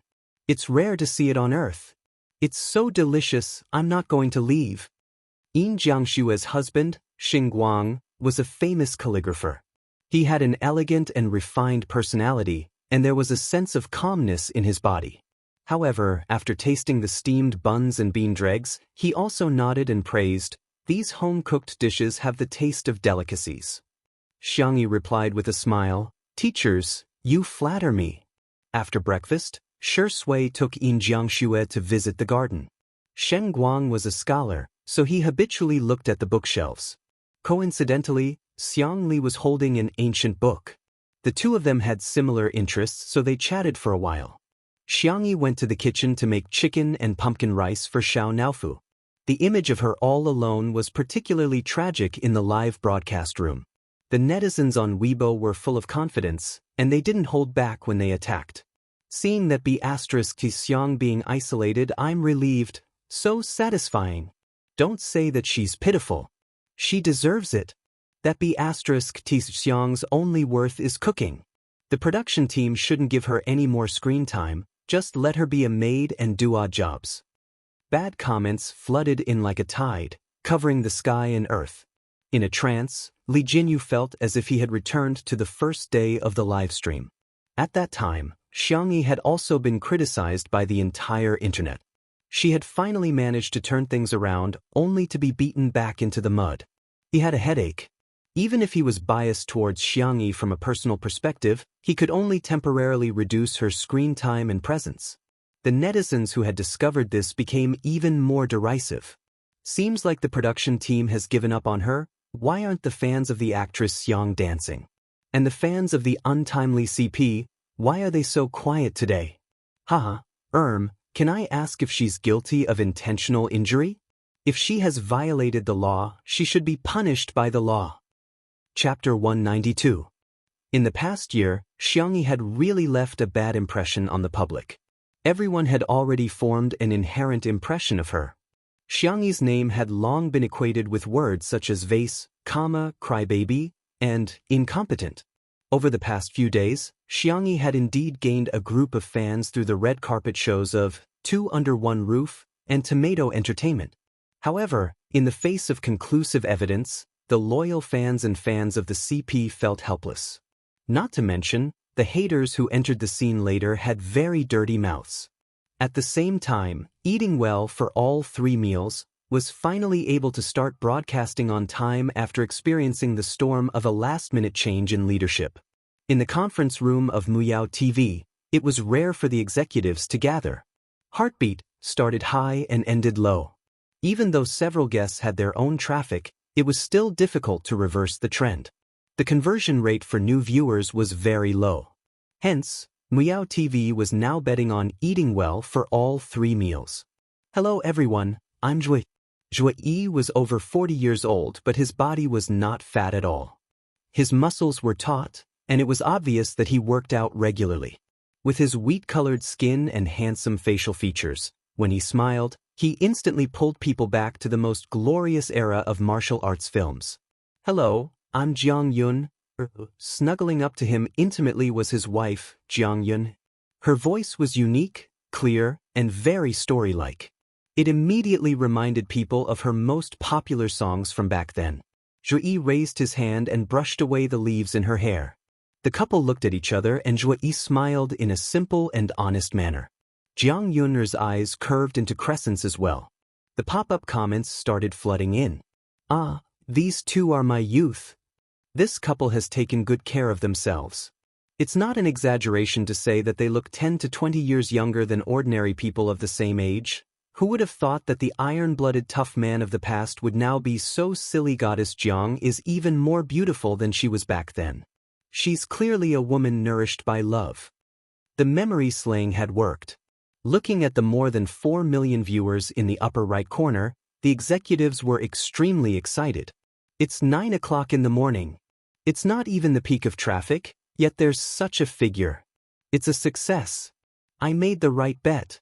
Someone suddenly asked, what about Two Under One Roof? The two programs had the same positioning and were both broadcasted all day during the weekend. Naturally, the data had to be compared. The staff immediately pulled up the data of Two Under One Roof, and the scene suddenly fell into a dead silence. It was also 9 o'clock in the morning, but the number of viewers for Two Under One Roof was as high as 6 million. The number of viewers was even higher than last night's peak. It was almost comparable to the amount of attention on the day of the premiere. Generally, variety shows were the most popular in the first episode and would slowly decline after that. This was also reflected in Heartbeat. But why was the data of Two Under One Roof so unscientific? And it was getting higher and higher. We've done some analysis on Two Under One Roof. The marketing manager was experienced and went straight to the point. First of all, last night's public opinion brought Two Under One Roof great popularity. Secondly, the injury incident that broke out today. While the netizens were angry, they were also curious about the show. Finally, now that the perpetrator and the victim are on the same show, this natural sense of anticipation is even more attractive than a carefully written script. I'm looking forward to the next development. You can think of it as a TV series. Now that it has reached its climax, it suddenly stopped. Who wouldn't want to continue watching it? Chapter 193. Everyone understood the logic, but they found it hard to accept the reality. The executives patiently watched for half an hour. Wuxia and Xianxia performed well and had high popularity, so the number of viewers remained stable. However, what Muyao TV wanted wasn't stability. It was popularity. Compared to Two Under One Roof, the numbers were still barely satisfactory. Besides, Wuxia and Xianxia had received a total of hundreds of millions of yuan in remuneration. After spending so much money, the executives immediately felt indignant that the show was not as popular as they had expected. Had they known earlier, they would have invited a few cheaper guests. Perhaps there would have been more viewers. Change the live stream to Two Under One Roof. I want to see what's so attractive about this variety show. The director ordered in a deep voice. The deputy director sneered. If you had known this would happen, you wouldn't have done it in the first place. She was dressed in a black and white office dress, with exquisite makeup and a strong aura. She looked like a typical career woman. From the beginning, she had been opposed to the practice of plagiarizing the ideas of other shows. However, although she was capable, her connections were mediocre. Recently, she had been deeply involved in factional struggles and had lost most of her voice. Previously, when Li Jianyu was forced to leave, she was the first to try and salvage the situation. After being rejected, she even gave Li Jianyu a lot of pointers. She was happy that Two Under One Roof was becoming more and more popular. That was because the market needed a healthy ecosystem and healthy competition. Unfortunately, now, it had become an era where bad money drove out good money and profits were paramount. In the manner, the guests were divided into two groups. Xianxia learned how to make kimchi from Xiangyi, while Xingguang, Xiangli, and Shui went to pick fruits to make jam later. Don't use unboiled water and oil when making kimchi. You must use cold water. Xiangyi explained the steps of making kimchi in a gentle voice. She even wrote down a sticky note and stuck it in a conspicuous place. It served as a reminder and also to avoid missing anything. Xianxia fell in love with this young lady at first sight, probably because of fate. Before coming, she had read a lot of rumors about Xiangyi on the internet. She didn't believe them at first, but after seeing the real person, she was even more certain. Because she worked too hard in her early years, she fell ill. The doctor diagnosed that it would be difficult for her to get pregnant in this lifetime, and her ex-husband divorced her because of this. Fortunately, she met Xingguang. The two of them were very loving, but there were still netizens who made an issue out of her inability to have children. She didn't quite understand why someone would say such nasty words through the screen. Xianxia sighed. If I hadn't gone into filming and got married early, my daughter might have been as old as you, little Xiangyi. Xiangyi's eyelashes fluttered and her eyes were as clear as water. Teacher Yin, do you regret it? Many people have asked me this question, and my answer is still no regrets. With that, Yin Jiangshue's eyes turned blank. But I'm not sure about the future. She was actually very afraid. She was afraid that one day in the future, she would regret it. Who knows what will happen in the future?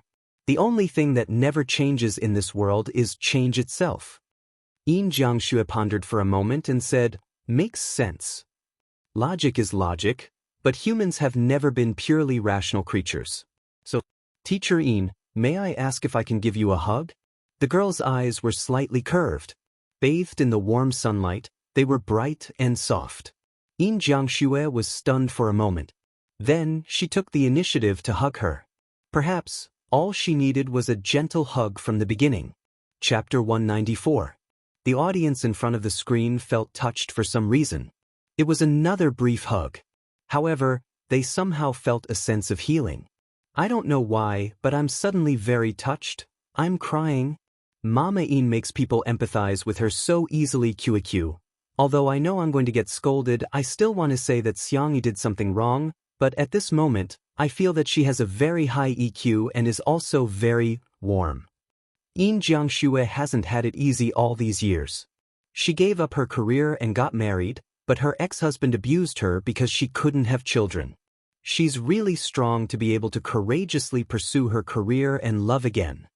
However, no matter how strong a person was, there would always be a soft spot in their hearts. On the other hand, the three men soon picked a few baskets of fruits.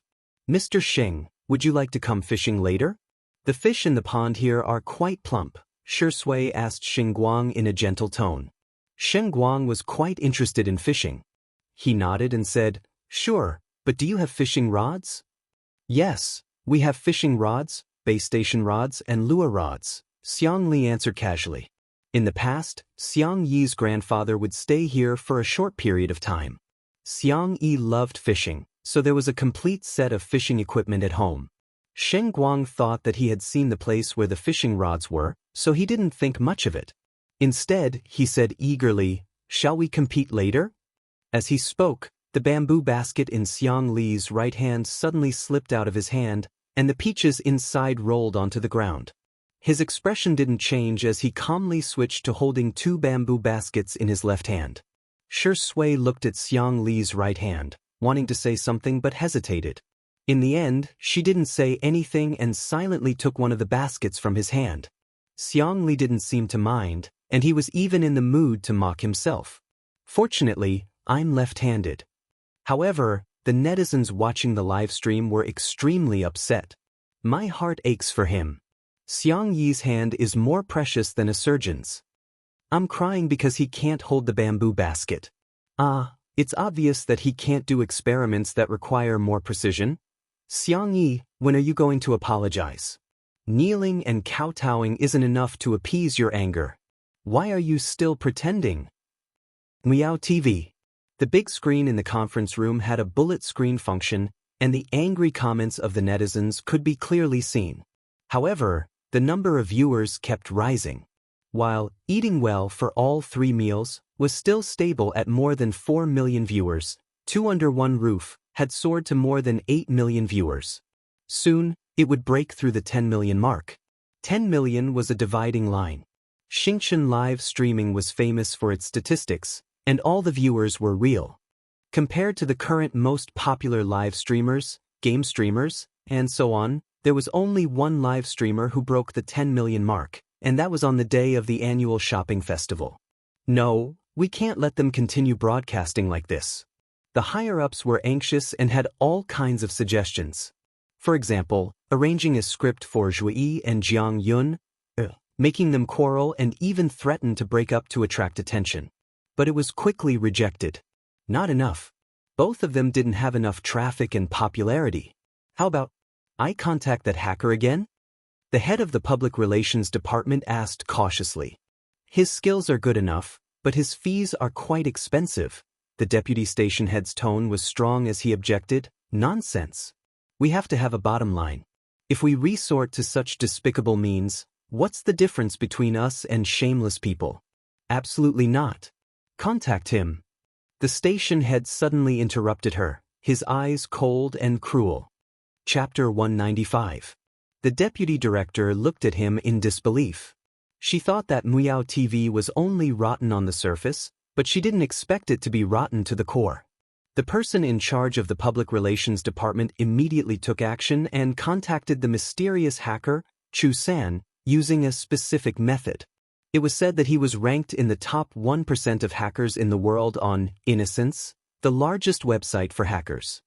Chu San got out of bed sleepily with his hair that hadn't been washed for days and began typing code with his eyes still in a daze.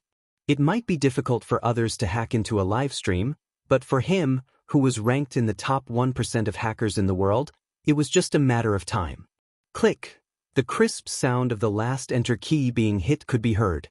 The compiled program began to automatically attack Xianxia livestream and locked onto the livestream of Two Under One Roof. Lines of code flashed like a stream of light, and black and white formed the most beautiful language in the world. Chu San yawned and got ready to go back to sleep.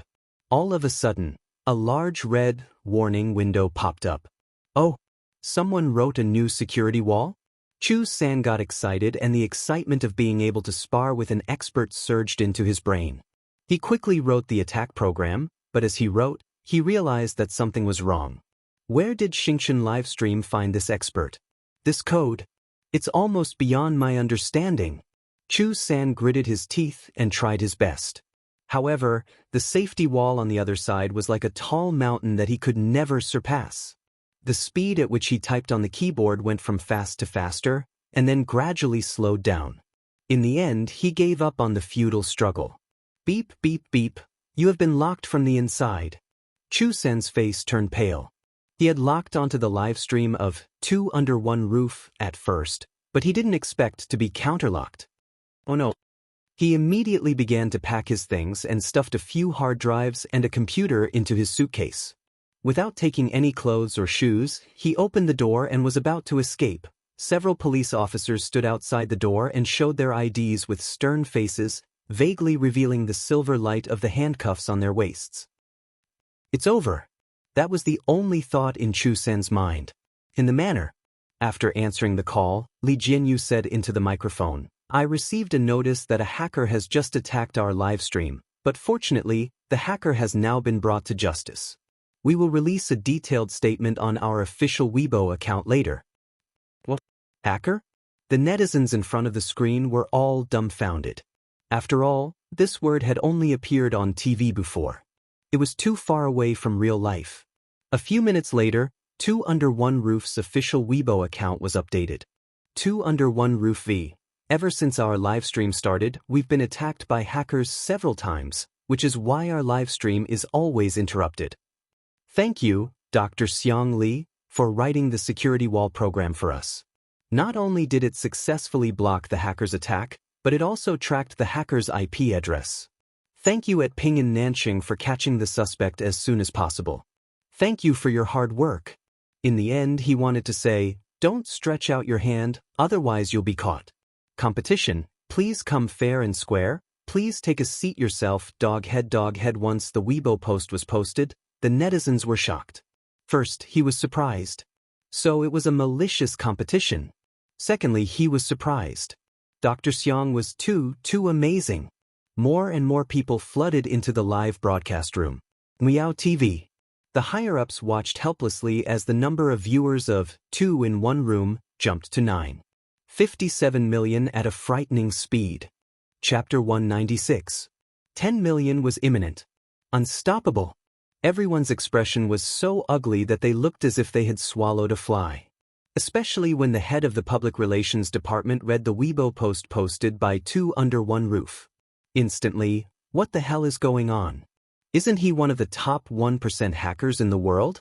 Why is he so vulnerable? Will he rat us out? Everyone was worried. Looking at the ugly faces, the deputy station head sneered, feeling as if he had fed all of his youth to Meow TV to the dogs.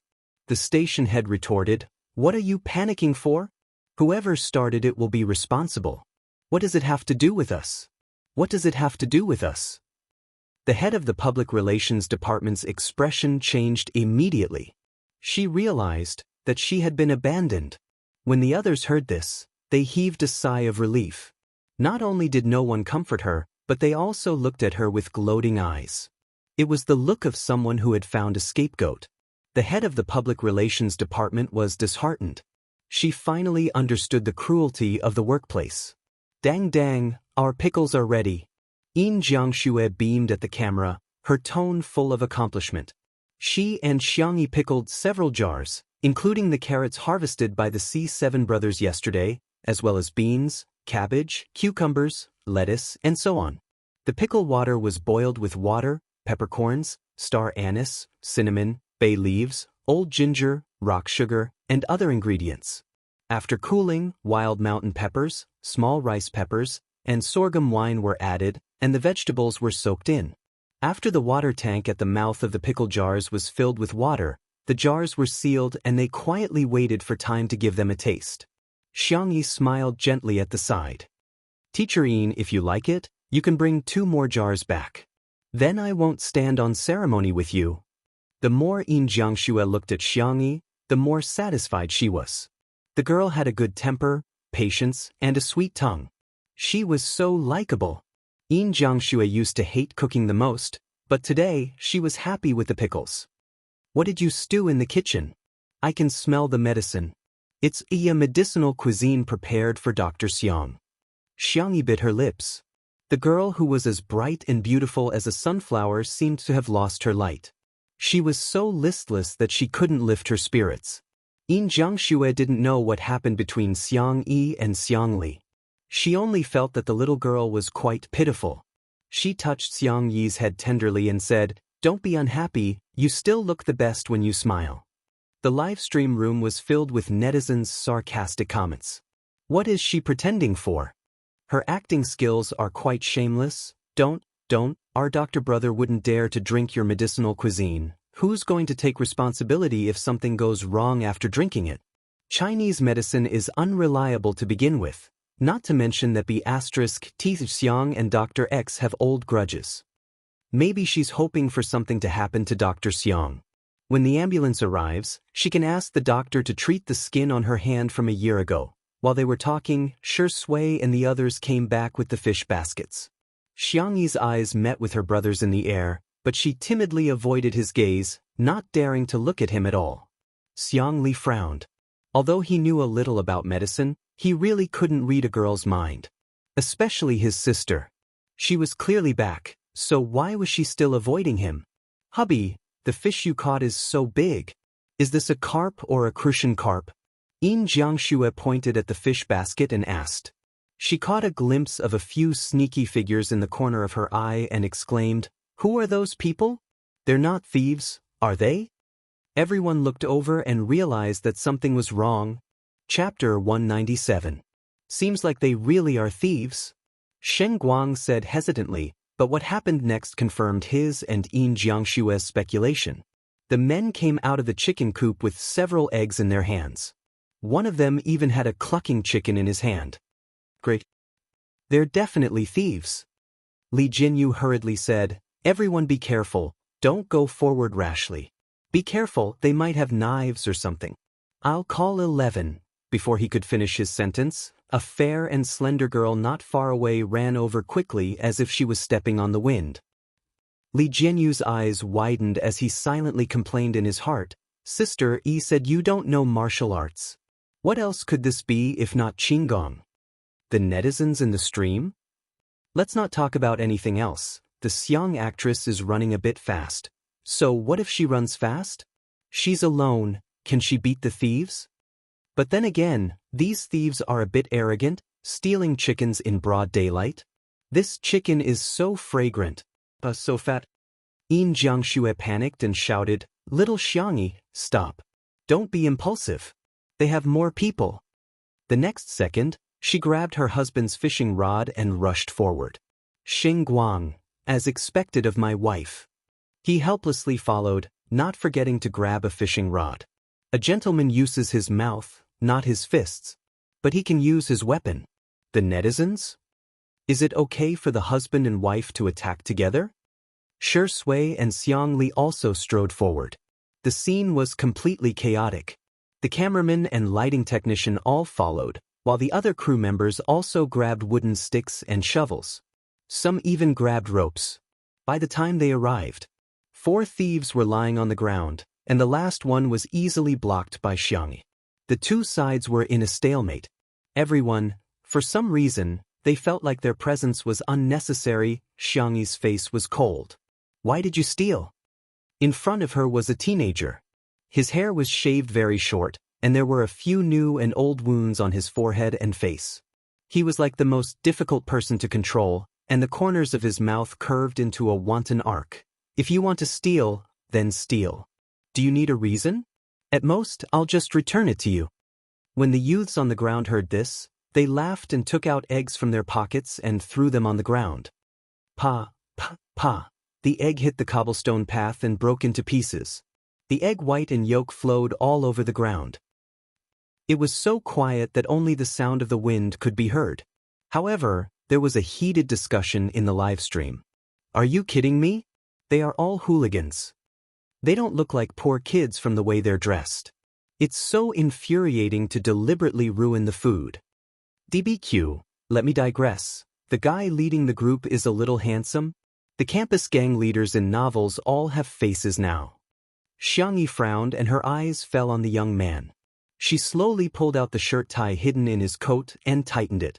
The young man was forced to lean forward and the distance between them was shortened. The young man's heart skipped a beat. Right in front of him was an extremely beautiful face. Her skin was as white as porcelain, and her eyes were as cold as the stars. Plop!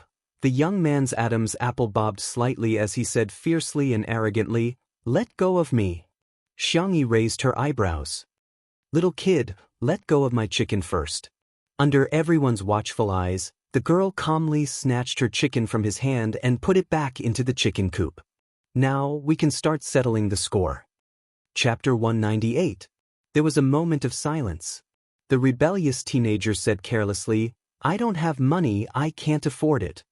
The other boys also expressed that they were penniless. Seeing that they were all quite young, Xianxia couldn't bear it. "Why don't we just forget it? It's just a few eggs anyway, they're not worth much, we can't just let it go." Xiangxia took out her phone and asked without looking up, "What's your guardian's phone number?" The comments began to scold. "It's just a few eggs, is it worth it? The child is still young, must she be so calculative? She's always bragging about being fair, rich, and beautiful. Why would she care about such a small amount of money? It's probably because she's stingy enough that she can become rich. B** Xiang is really outrageous. I know this kid, he's the son of our company's boss. Why would he steal? No, I have to tell our boss quickly." The rebellious teenager's body stiffened before he said stiffly, "I don't remember." "Your teacher's phone number? I dropped out of school." Xiangxia looked up and stared at him for a while. The teenager felt inexplicably guilty under her gaze, and he felt that her calm eyes had already seen through all their plans. Xiangxia put away her phone. "Then stay and work, pay off your debts with your labor." The teenager was stunned and said, "You're illegally using child labor. Yet you still trespassed into other people's homes and destroyed other people's property, causing me huge losses."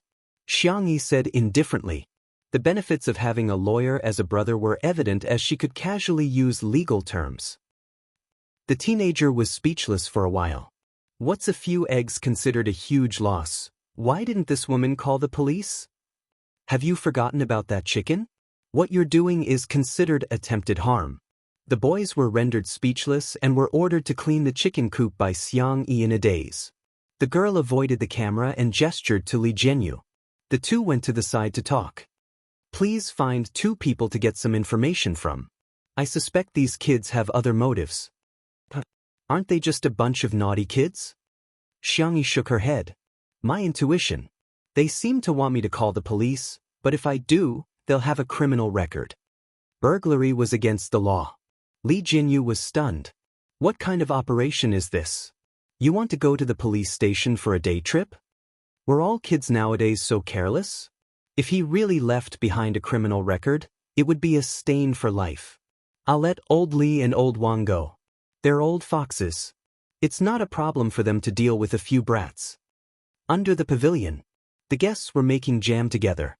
Shui was in charge of washing the fruits, Guang and Xianxia were in charge of peeling and removing the seeds, Xianxia was in charge of soaking them in salt water, and Xianxia was in charge of boiling the jam.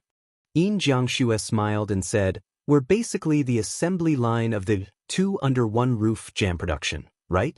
Natural, organic, handmade. If you want to buy it, hurry up. Here, director, give me the link." 54,321.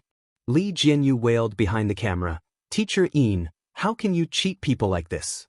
Where can I get the link for you?" Laughter filled the air, and the atmosphere was harmonious.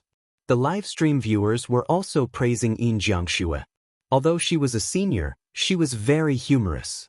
Just then, there was a sudden rush of a car horn at the door. Beep, beep, beep. A mystery guest? Xianxia asked in confusion.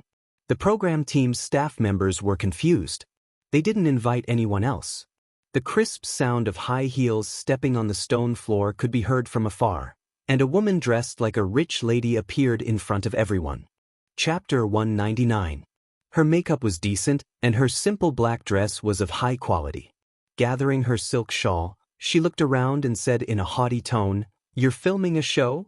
I order you, no scenes of me are allowed in the post-production, or you'll have to bear the consequences."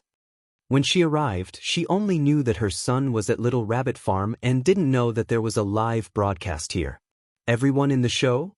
Who are you, ma'am?" The audience in the live broadcast room was much more direct. Tihih, what arrogance! Does she not even know that this is a live broadcast? Such a strong sense of superiority. It's obvious that she's been putting on airs a lot. Xianxia slowly stood up. What can I do for you? This is my home. Isn't it a bit inappropriate for you to barge in without saying hello? Please find someone qualified to talk to me. The rich woman interrupted her rudely. Xianxia raised her eyebrows and crossed her arms, wondering if she should get the security to throw her out. Li Jinyu motioned for the cameraman to move the camera away and said tactfully, "We're just..." "You're the director? Then you should be the person with the most authority here." "That's good. I don't like dealing with those entertainers anyway." The atmosphere at the scene suddenly became extremely cold. Li Jinyu frowned. Please pay attention to your words. Being an entertainer is also a job. Everyone is born equal." The rich woman rolled her eyes in disdain and didn't want to argue with him on this topic anymore. She got straight to the point. "Where's my son? I want to see him." At this time, the brats finally finished cleaning the chicken coop and were carried over by Lao Wang, the planner. He had just gotten some information and felt that the situation was more serious than he had imagined. It probably wouldn't be easy to solve. The rich woman saw her son at a glance and exclaimed, "Rong, how did you get the wound on your face?" When the troublemaker saw her, his expression suddenly changed and he turned to leave, only to hear his mother screaming, "He just took a few rotten eggs. Do you know who my husband is? How dare you hit my son?" Xianxia said calmly, "Let me correct you. First, his injury wasn't caused by us. Second, we don't care who your husband is. Third, taking without asking is called stealing. They are not taking, they are stealing." The young girl's logic was clear, reasonable, and convincing. The rich lady, on the other hand, was like a shrew. "What do you mean by stealing? These kids are just under too much pressure from studying. How about this? I'll pay you and let them come here regularly to relieve their stress. Name your price." She had heard this move from the rich ladies in the circle. Children were under a lot of pressure, so what was wrong with taking something? They just had to pay a small fee to the stationery store or the convenience store afterwards. Even the owners of those shops welcomed the children. Xiangyi's worldview was greatly impacted. She asked, "You mean you pay these children to steal things?" "I already said it's to relieve stress.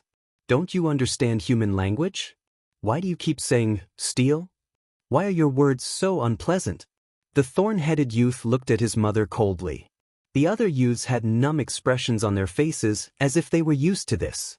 Their family members had also settled things the same way. Xianxia, who had endured for a long time, said angrily, "As a mother, Why don't you think about how to teach your children well? Why do you use such an unorthodox method to solve problems? The rich lady glanced over. She also watched movies and recognized Xianxia. She sneered, I was wondering who it was. So it's a hen that can't lay eggs. What right do you have to talk about others?